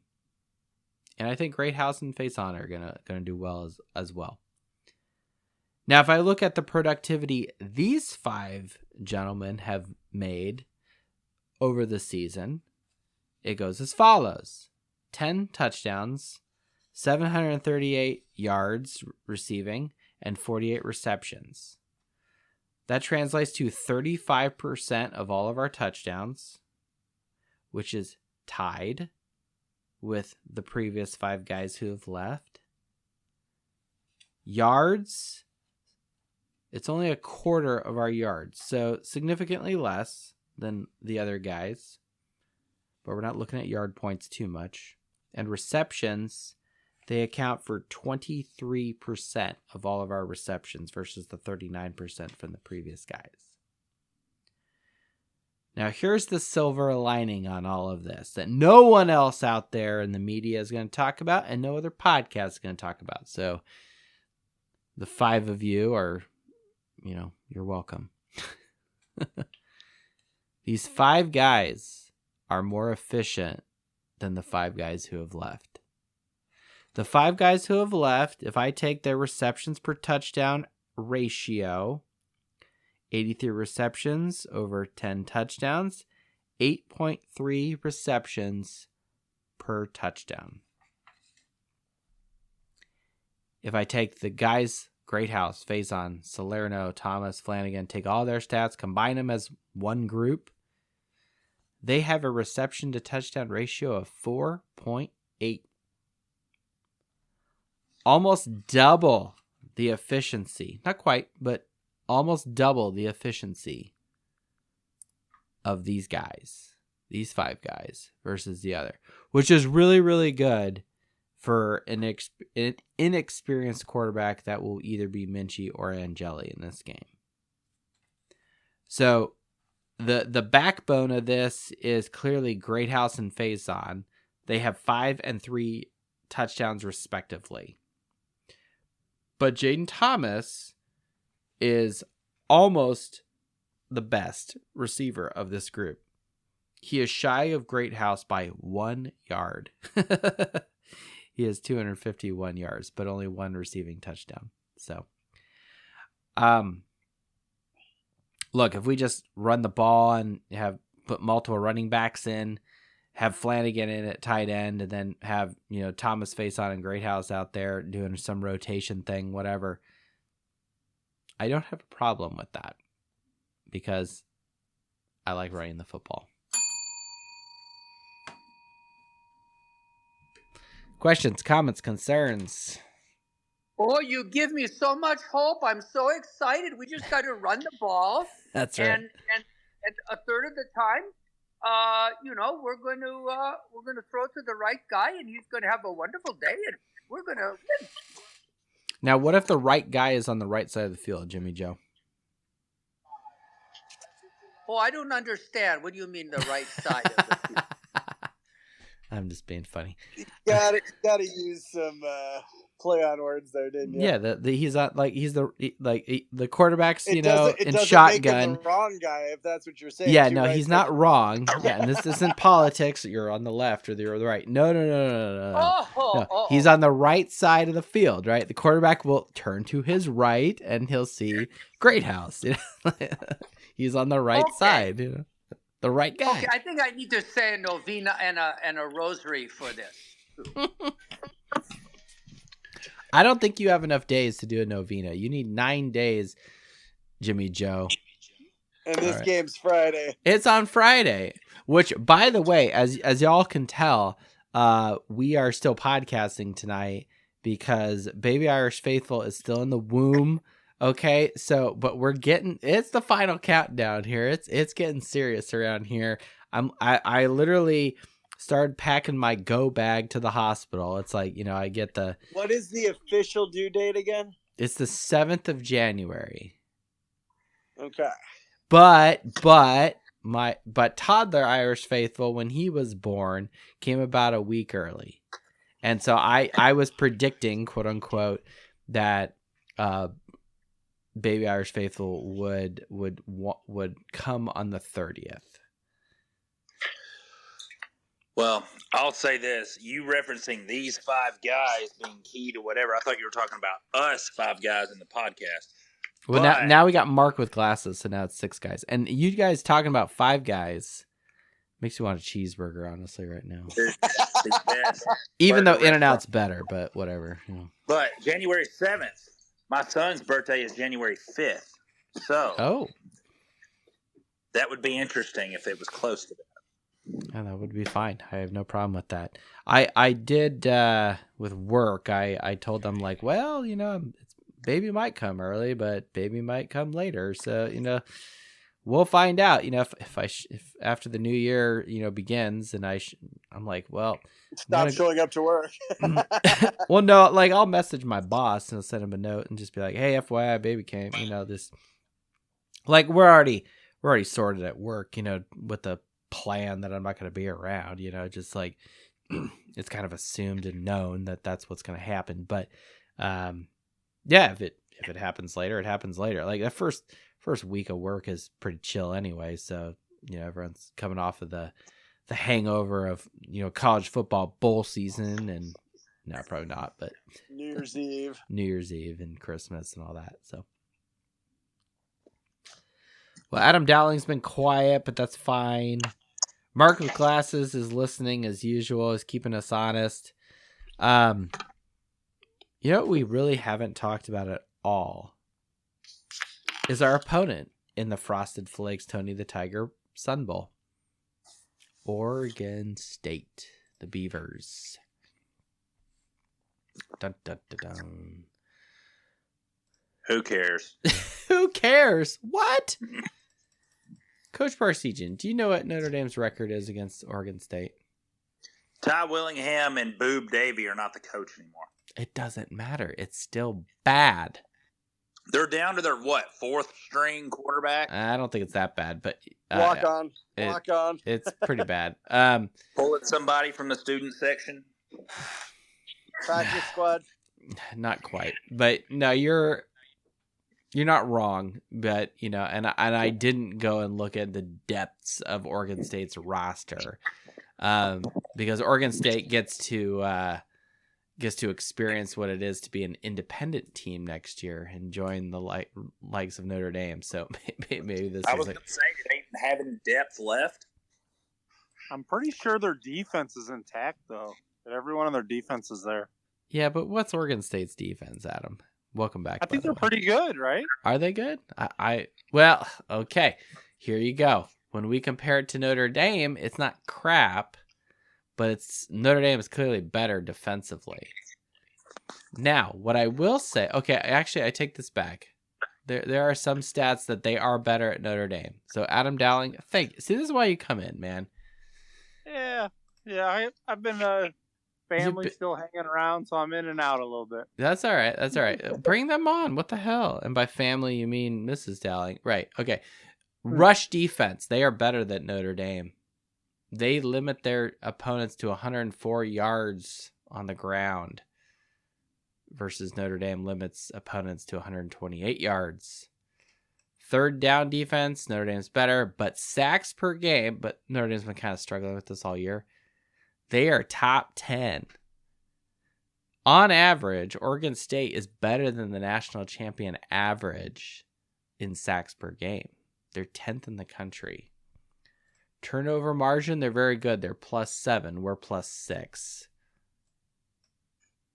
And tackles for loss per game, they are 6th in the country. Or excuse me. They are 46th in the country. We're 67th. They average 6. My apologies. So they are halfway decent at defense, as Adam Dowling has pointed out. But at the same time, I don't know their roster attrition, like, you know, who's transferred, who's still around. I did not do that research. That would take way too much time to go through an opponent's roster. I've heard that most of the opt-outs and transfer people are all on the offense. They're not really missing anybody on the defense. Sounds like Notre Dame too. Yeah. So I think that's why everyone's betting the under on this one. Yeah. I don't know what the over-under is, but I do know that when I did this research, now it may have changed recently, but the spread was 7.5 points to Notre Dame. I don't know if it's still that. Is it still trending that way? Let's see. I'm looking at it right now. Notre Dame has a 73% chance of winning. 6.5 over under is 41.5. So, Yep. I'd bet the under too. Honestly, 6.5 is what it's saying now. Notre Dame giving 6.5 points. Yeah. But yeah, I think you could parlay that into giving the points and the under. Probably. It could be a 20-7. Now, what's interesting is Oregon State, their interim coach for this game, their head coach interim, is Kefrance Hansen. He's their wide receivers coach, and he has quite the resume. Anything from Yale to Hawaii to Oregon State and partridge in a pear tree. So he's going to be the interim. Their head coach, Oregon State's head coach, Jonathan Smith, he took the Michigan State job. And what's interesting is Smith, a Red Snapper will appreciate this, went to Glendora High School. Oh, the I know. Oh. Glendora is a historic rival of my high school. Not so much Red Snappers, but mine. Not so much anymore. It kind of fizzled out as time went on. But yeah, I read that and I was just like, the fuck. That's awesome. What a small world. Yeah, isn't that funny? So that is pretty cool, though. It is kind of cool. And then it kind of makes sense. It's like, oh, okay, so let's look at like when you were at Glendora and when Glendora was kind of their heyday. And that's more for our brother, right? Red Snapper, right? Yeah. By the time I got around, Glendora was on the decline, which is great. But yeah, that was kind of funny. People who don't know what we're talking about. This is Southern California football. I went to Damien High School, by the way. Same high school as Ian Johnson. Actually, he went to my high school, but I could say that because I was a year ahead of him, right? Okay, fine. And yes, I am wearing the Boise State hoodie tonight, so I'm not conflicted. I'm just, whatever. I'm what I'm doing. I'm promoting a future Shamrock series in Denver by wearing the Boise State hoodie. Okay, Notre Dame, get on it, right? I know you listen to this podcast, all right? Oh, they definitely do. Boise State, Mile High, Notre Dame. It'd be great. And it'd be a little bit of a middle finger to Colorado because they suck. All right, because we don't give a shit about them. Let's just do Vegas again. Let's just do Vegas again. What if we Denver. did Vegas every 3 years? That'd be great. That was awesome. That would be great. We had a blast when we went to that stadium and everything with Vegas. It was definitely a good time. Would you stay at the Cosmo again? Yeah, we stayed at the Cosmo. Well, I tried to get her to stay at the Mandalay Bay because that's right next to the stadium. Yeah, you just cross the bridge. My wife is like, she's like, there ain't no way I'm staying in that hotel. Why? After what happened there. She think it's haunted and shit now? Or? Yeah. Nope, she will not do it. No, security is even better now. Why are we talking about this? No, where we should stay is we should stay down on Fremont Street, Old Town Vegas, baby. There you go. They got that new resort. Circa. You could stay at Circa. You could stay at Circa. You could stay over at Red Rock, one of those like locals places, right? South Point. Yeah. I don't know. I loved South Point. I want to go to South Point, man. I would go there in a heartbeat. Literally has everything from a theater to a bowling alley to you name it. Yeah, great video poker too. Yeah.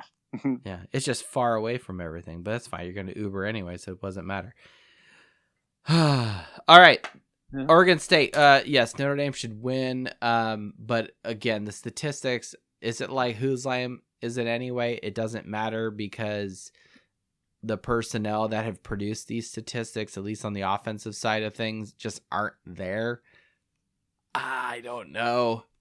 I mean, they don't even have their head coach. So okay, at least we have a head coach, right? So hooray, It definitely is begging the question of a defensive battle, and it definitely is setting up that way. I think the continuity of the coaching staff gives Notre Dame a slight, advantage.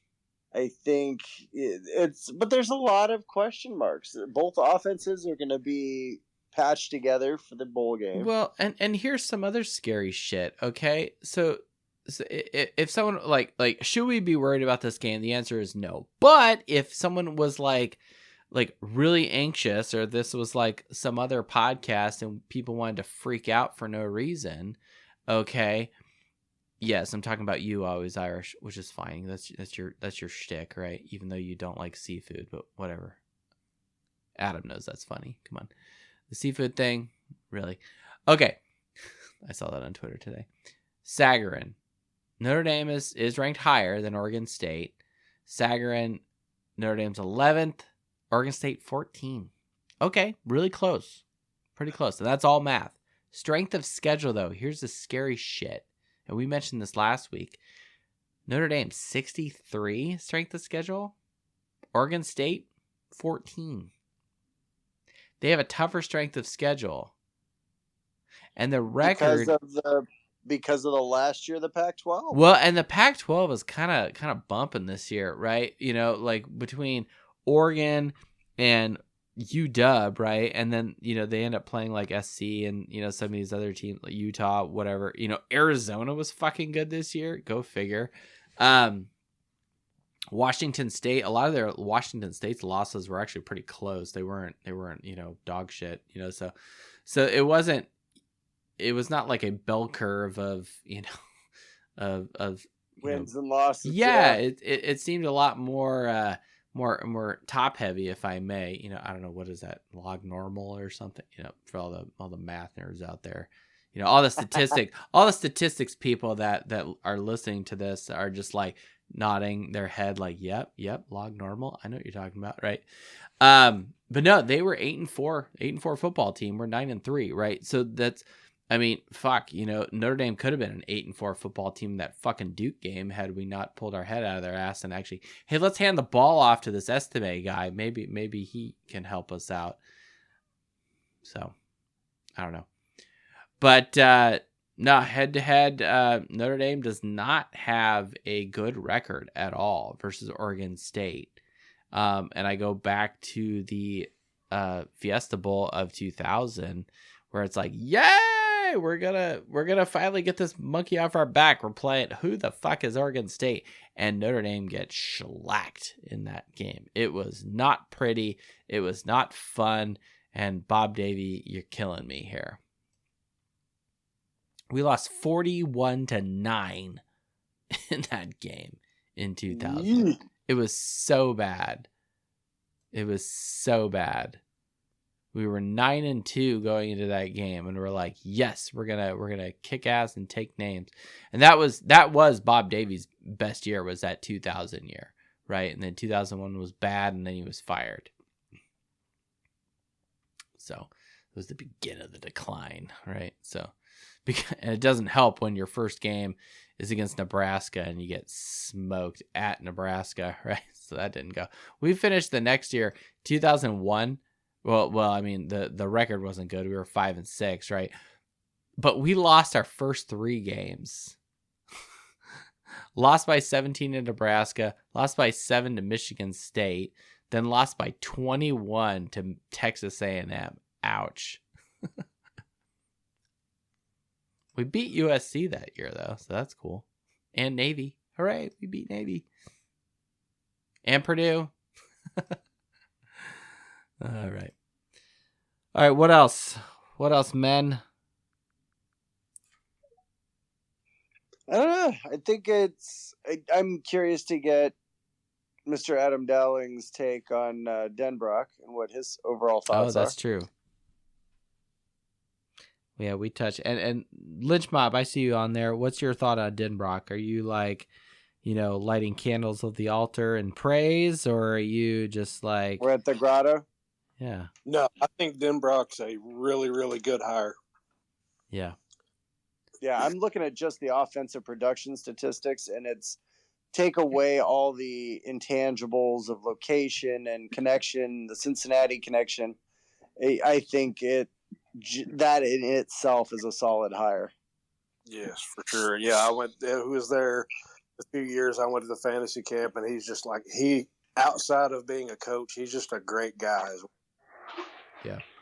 When we kind of talked about like the intangible, like kind of outside influences earlier in the show, Lynch Mob, do you think it's anything related to like he's down at the SEC and he's down there for a couple years and he's like, all right, we'll scratch this itch, see what it's like to be in the SEC in a big time program like LSU.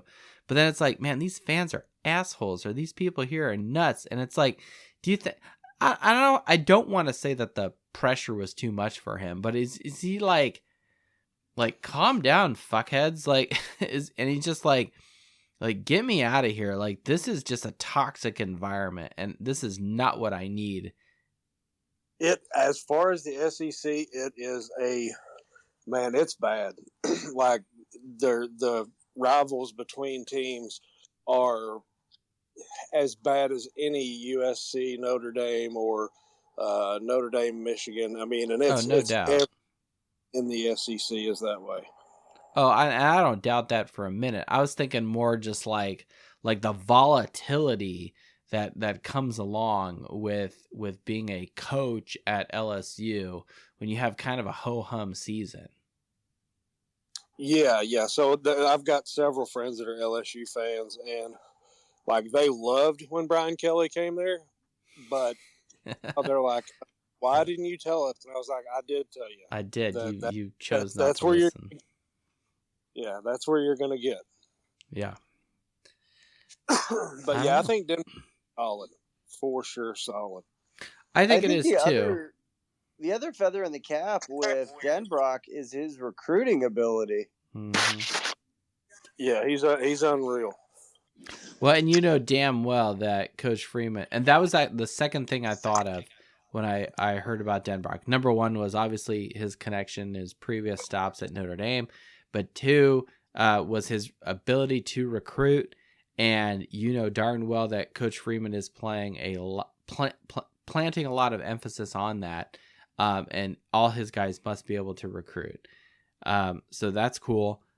One thing that also gives me a lot of hope, when Brian Kelly was more hands-off-ish, and I'll use that lightly, because you could tell at LSU or even at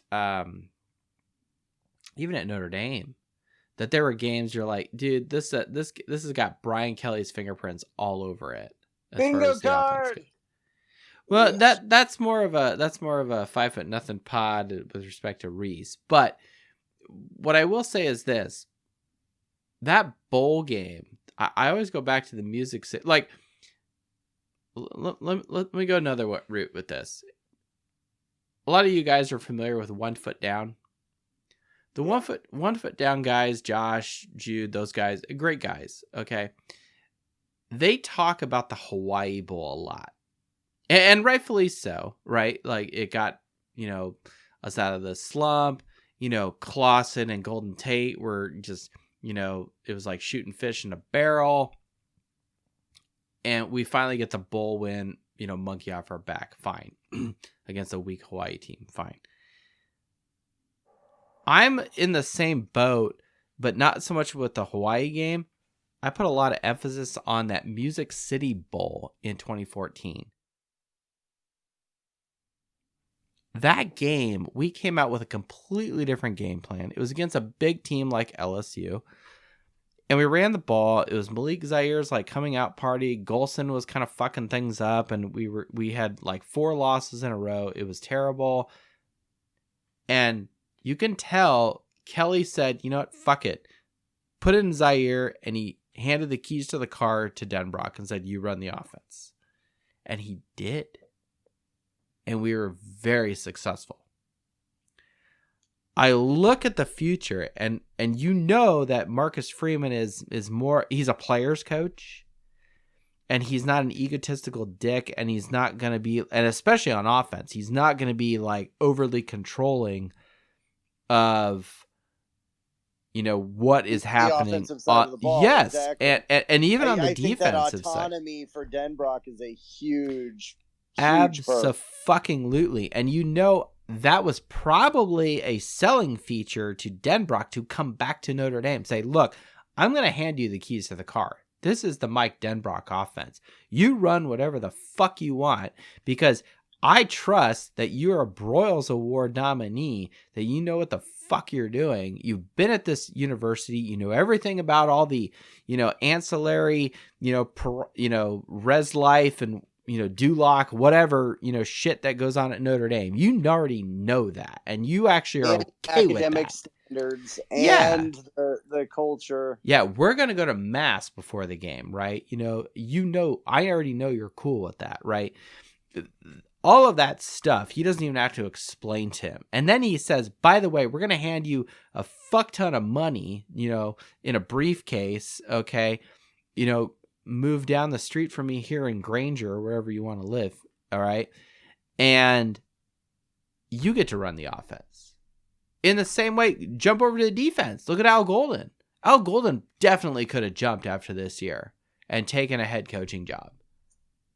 And the word on the street is that he got a bump in pay and got a better contract.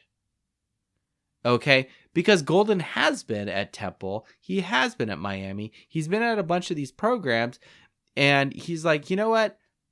And he's done the NFL thing too, and he's like, you know what? I kind of like it here.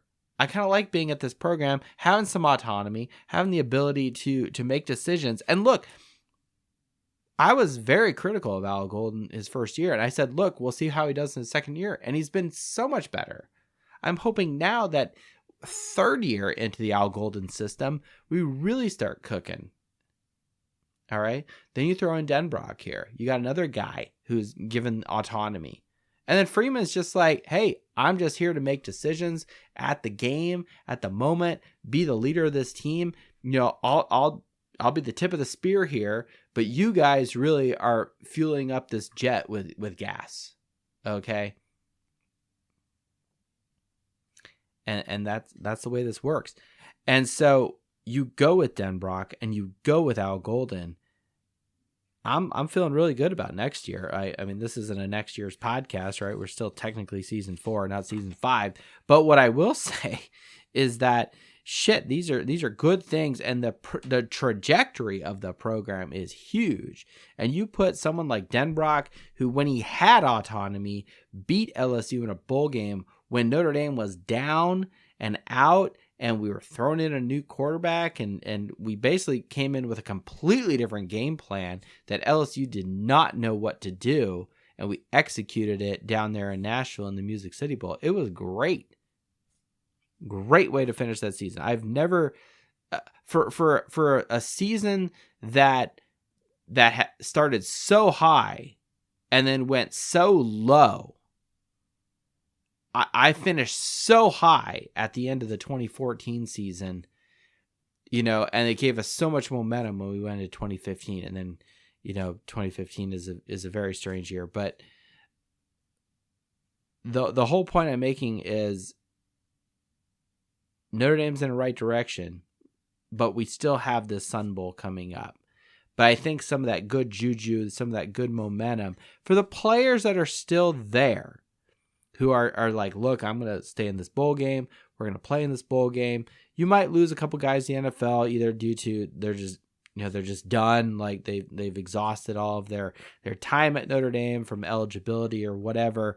Hey, we're going to graduate, try to go to the pros, or we're going to go, make a fuck ton of money with my degree now, whatever it is.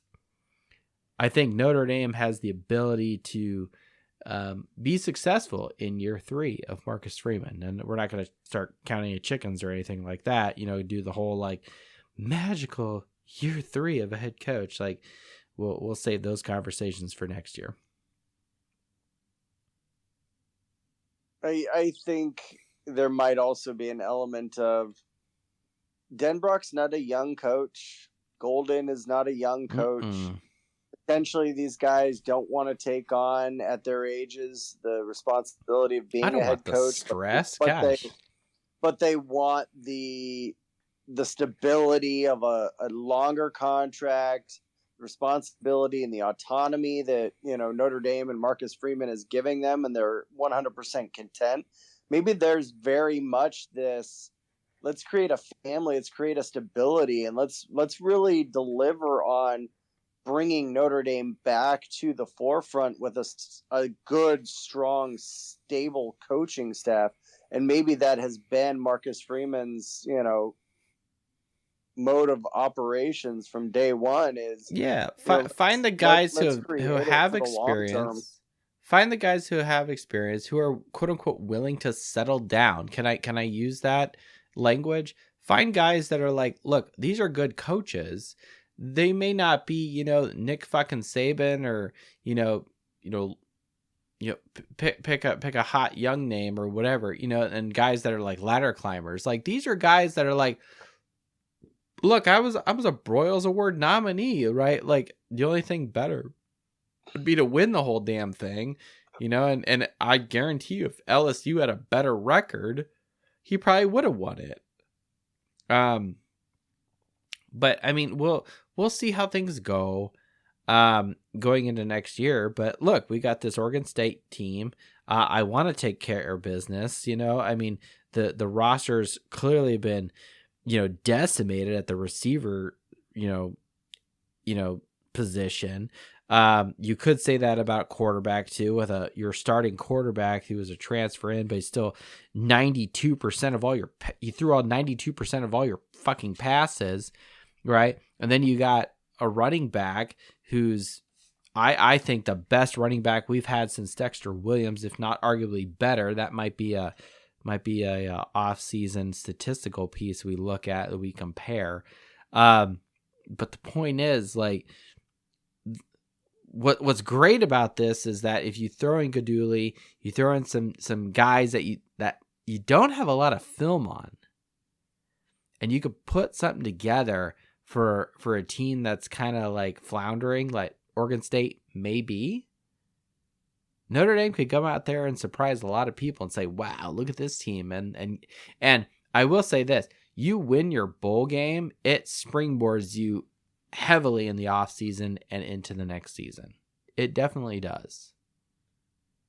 And we as fans will feel better knowing that, like first year with Freeman, like, yeah, we win our bowl game.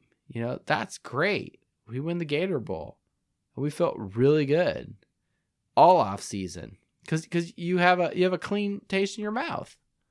You lose your bowl game, and you're just kind of like, oh, it sucks, and I hate Jack Cohn. It's like people were pissed after lost the Fiesta Bowl, and it's like, oh, Kelly had to leave us, and then Kyron Williams left. It's just like you start like pointing fingers and shit. And then it's like, if you win the bowl game though, you're like, hooray, everyone's great. Yeah, look at Mitchie. So I got an interesting suggestion. After the bowl game, or even before the bowl game, how about we do kind of a before the bowl game, after the bowl game, put up a poll question of what season were you most excited about, or are most excited about?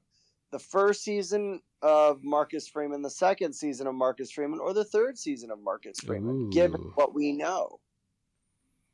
That's a great question. Because you got, okay, the way BK left and the galvanization that we all celebrated for season one. Then it's season two. Okay, now let's deal with Reese being gone and the question mark of Parker and just, okay, Sam Hartman and the whole excitement of that. Or season three, now it's, Parker gone. We have, Denbrock out coming back.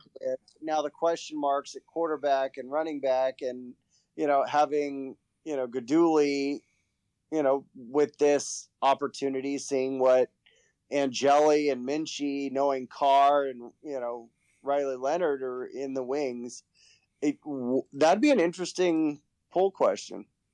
I was really excited about the beginning of this season, just with the Sam Hartman piece and Freeman in his second year, and we're looking at Estime coming back, and the defense is stacked, right? I haven't looked at the roster yet going into next year on the defensive side of, who's with us, who's going to be going. I think the Xavier Watts thing is very interesting. I really hope he comes back, but he might be gone, right? So we'll see what happens on the defensive side of things. To answer your question, Red Snapper, and if anyone else has an opinion or wants to answer this, by all means, I am most excited for this season or the third season after this Sun Bowl game, only because like coaching is huge, and you have to feel out your staff. You have to feel out your roster, and the fact that Freeman took the hard line, and we don't know all the details, but he took the hard line with Chauncey Stucking, and he either said, listen, man, I gave you an ultimatum. I gave you, a target to shoot for. You didn't hit it. You gotta go. Or, hey, what the fuck was that you said in that meeting, or this, that, who knows what the specific situation was. And then you have receivers that leave, conveniently around the same time, which is really weird. But he's going to have to go through that, which is maybe a little uncomfortable, maybe not, doesn't look best on Twitter or whatever. But at the same time, these are things that he can get over. And it's just all right, look, next guy, let's get another coach in here now that we have this lessons learned or whatever, and we'll find someone else that I think can get the job done. Now he brings in someone like Denbrock. I'll say this, if Parker was still around, I wouldn't feel as hot. But the fact that Parker took the Troy job, and then it opened up the world to be like, dude, go get the OC you want. And you get a fucking Broyles nominee and a guy who put up a fuck ton of offense this year. Shit, you're like, damn, let's roll, man. Let's do this. So I'm feeling really good about that. He managed to secure Al Golden, okay, and part of me kind of thinks that head coaches not necessarily have to be a figurehead, but they do need to navigate between the front office and the back office. They need to be able to, in this case, exercise their authority and say, look, you hired me to bring successful winning football at the University of fucking Notre Dame. And we should be having the best coaches in the country for the best players. And they're not getting that. And that's bullshit. And he should be able to walk into whoever the AD is, and he probably wouldn't say it with such so many few words that I just did, but basically say, look, you want us to win? The landscape has changed. So either we as a university adapt to get the best players and get the best coaches, or we're going to die. All right? We're never, if the university genuinely wants to be successful and to have championship caliber football, they have to shell out money for good coaches. They have to get the good recruits. They have to have the transfers and the NIL and some of this other crap. They have to do that. Can I say they have to pay to play? The rules have been completely written. Back in the day with Miami or USC or whatever, maybe some of this shit was under the table or whatever, Ohio State. But the rules have changed, and everybody is doing this now, and it's allowed, and it's well known, and there's quote unquote nothing wrong with it. And furthermore, the brand of Notre Dame is way more powerful than fucking Georgia. Okay. There's way more benefits that can come to a student athlete at the University of Notre Dame than Ohio State. And Notre Dame can be at the forefront of that because they can offer all these things that those schools can't even touch with a 10-foot pole. Now throw in good coaches, now throw in NIL money and some of these other things. And let's not ignore the fact that Notre Dame is more money than God. Okay. We can throw that around a lot. Okay. We're not building any more stadium, right? We already did that. So, all they have to do is just sell some beer, right, in the end zones and then call it good, which they don't do right now, but hopefully that'll change. And you've heard me spout off about it. Like, the biggest business decision that Notre Dame can do with its international market is be successful. If they can commit to the Notre Dame program, the football program being successful, the amount of marketable income they could make from that on the international audience they reach, holy shit. Oh gosh, I mean, like we got our boy Stevie D Irish out in County Cork, Ireland. The dude literally lives on the southwest coast of Ireland. Okay, he can see the fucking ocean from his kitchen. That dude wants to come to the Stanford game. Is gonna fly his jolly ass out here. We like his jolly ass. You know, we're gonna meet him. We're gonna have a great time. This is a dude that's putting serious time, money, effort. He's got a kid, right? He's gonna get that sorted to come out, meet his friends on Twitter, you know, go to a Notre Dame game, you know, erase the mind diarrhea and the nonsense that he had to watch, you know, come to a game against UConn with fucking Charlie Weiss. Okay.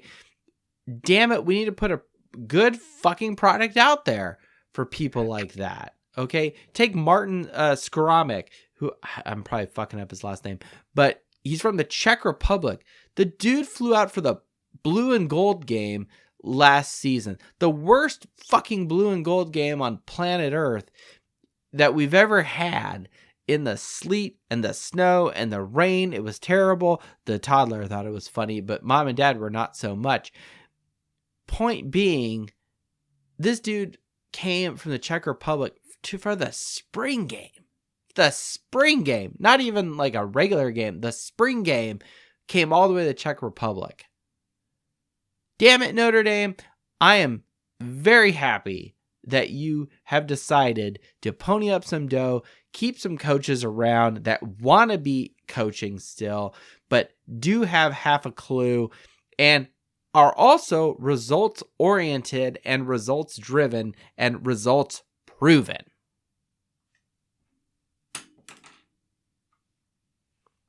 Did you just throw your pencil? No, it's more of like I dropped it on the desk. Drop the mic, drop the pencil. No, the mic's in the boom here. That won't sound good. It wouldn't be good for. I mean, it's a robust microphone. I guess I could do that, but you have a bell. You could have just hit the bell. No, that's saved for special. That's we don't want to overdo the bell, like. And thus my transition to the meaning of the bell. Uh-oh. We don't need to like have a thesis about the bell here. No, all right. I'm just getting ranty here, you know. Why the bell? The gimmick of the bell. We are all because it's fun. Okay. RTDB, you know. So we are gonna hit that bell every single time that we mention something RTDB or running the ball. Run the fucking ball. That's right. Yeah. Oh, okay, Mr. There may be other situations where the bell is rung, but for the most part, it goes back. Look, if you know, great. If you don't, I'm sorry. I'm not going to explain it, but it's one of those things where it can enhance the show on KROQ. KROQ. Yeah, Kevin and Bean. LA, they had the LA bell. County, Orange County. If you know, you know. FM right? Radio. The bell on Kevin and Bean. It's very subtle. It's there. You know. It's for when we're excited and happy, right? And exactly. Jimmy Joe, you had some thoughts here. I wanted to ask you this question. You know, if the newest Irish baby faithful is not born yet on Friday, and are we going to have a podcast when we win the game on Friday? Are we going to have a podcast? And then you can ring the bell because we will run the ball a lot, and Mr. Red Snapper is going to be hitting that bell. Bing, bing, bing, bing, bing. Maybe Red Snapper will do a post game show. I'm gonna a bell too. It sounds like I'm kind of like day to day here. Bell? Who has the bell there? You, Red Snapper, or no? He's got that in studio. Yeah, Fighting Irish Faithful's got it here in studio. So, okay. Yeah, Are you going to do a podcast? Like a celebration podcast on Friday after we win, even if baby is born. So if the doc is in labor, we will not be doing a show. He will not be You in the could- you studio could take it to from do the hospital. show. No, You can do it from that the will not hospital in our happen. waiting No, room. I am not taking a boom mic, a mixer. Look, the show has gotten to the point where I want it to sound good too. So I would have to bring all this equipment with me. And yes, I have a laptop, but it's not very good. Bottom line, no, that would not happen. Now, if the child is still in the womb and there's no sign of, hey, we're going to labor or something, okay, that's a different story. We're not breaching the line of scrimmage. Sure. Okay. Yeah, I guess it's more of a contraction thing, but yeah, okay. That being said, I have talked to the doc about this. You know, if we are not in labor and it doesn't look like it's gonna happen yet, then yes, we will do a post-game show. But with each passing day, it's getting much more serious and intense. So I have to be very mindful of some of these things. Okay, that's fair. That's fair. You know, you have a wife. You have to be careful. You have to be your dad. You know, That's be right. the dad. That's right. That's right. Thank you, Jimmy Joe. Yep. Okay. No. Well, I have to leave. Namaste for you, gentlemen. Thank you so much for putting on such a good program. Well, I thank love you, it. Jimmy I Joe. love it. Always I a love it. pleasure to Now, have you. Jimmy Joe, are you going to be coming out to the Stanford game? Oh yes. Oh Yeah. yes. I want to go. Yes. I think want to see Dr. Dr. Abby would personally hunt him down if he wasn't. That's true. I want to see Dr. Abby. I called her Dr. Amy the other day. I was so embarrassed. Oh, this is great. Oh, you know, maybe I'm gonna come with the missus too. Oh, bring the Mrs. Oh yeah. Mrs. Jimmy Joe. Well, okay, yeah. You want to call her Mrs. Jimmy Joe? Yes. She's a very shy person. You know, it's very hard to get her to even talk and be in public. That's so okay. this will be a big step. That's okay. Jimmy Joe, does Mrs. Jimmy Joe understand the game of football? Oh no, she has trouble. Well, she tries to ask me questions about football, and I don't know nothing about football. I hope to see both of you. That would be amazing. That would be fun. It Excellent. Would be. Excellent. Okay. I think we're going to wrap things up. We're about an hour and 20. The Stanford game, Jimmy Joe, is October 12th of 2024. You got 10 months. Okay. Set your calendar.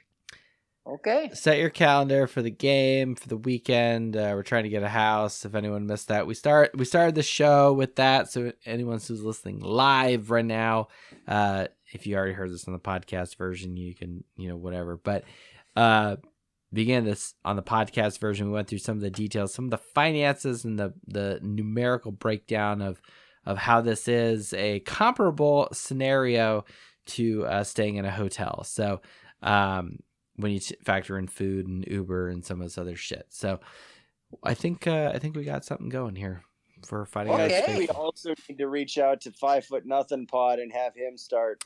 I've already talked to him about it. So again, that conversation's been started. The Dos Leprechauns crew, we've had that conversation as well. So we are pressing forward because we're going after that one. We've got to get serious about this with time and the sooner commitment for the house. Absolutely. Yeah, that's the thing. Like we get it going. We got enough people penciled in who are like, yes, I'm with you. Hey, that's the way to roll. Good. Absolutely. Well, good. All right. Well, if anyone's got anything else, by all means, jump on. I think other than that, we're gonna go sayonara here. Okay. Bye. Good night. Namaste, Jimmy Joe. Namaste. Very good stuff. Very good stuff. Anything else we're missing here, Red Snapper? I think we can pull the parachute on this one. Pull the parachute. That's funny. Yeah, I'm okay with that. Here we go. This isn't very Western-y. We started with Western, spaghetti Western music, but you know what? Look, one more game. You got one more shot. One more time for the 2023 season. It's been a little up, been a little down. Started really high. We're not playing for New Year's Six Bowl. It's the Sun Bowl. But it is a bowl game. It's a game I want to win. It's a game that we all want Notre Dame to win. And we need to support our players. We got to support our team, support Our Ladies University. And the team that's on the field. The team that is on the field is the University of Notre Dame. Those are our men in blue and gold. Gold helmets, shining in the El Paso sky. We have one more game this season, and that is it. Bring your passion, bring your fire, bring your energy, bring your scotch. I brought spreadsheets tonight. Get out there. Make your burritos, enchiladas, tacos, whatever you got. Notre Dame's heading down to El Paso. I think they're actually already there. We're playing Oregon State. We can rectify some losses with Oregon State. We can move forward with high hopes going into the next season. Let's go out there, beat the shit out of the Beavers. Thank you for joining the Fighting Irish Faithful show. Have a good night.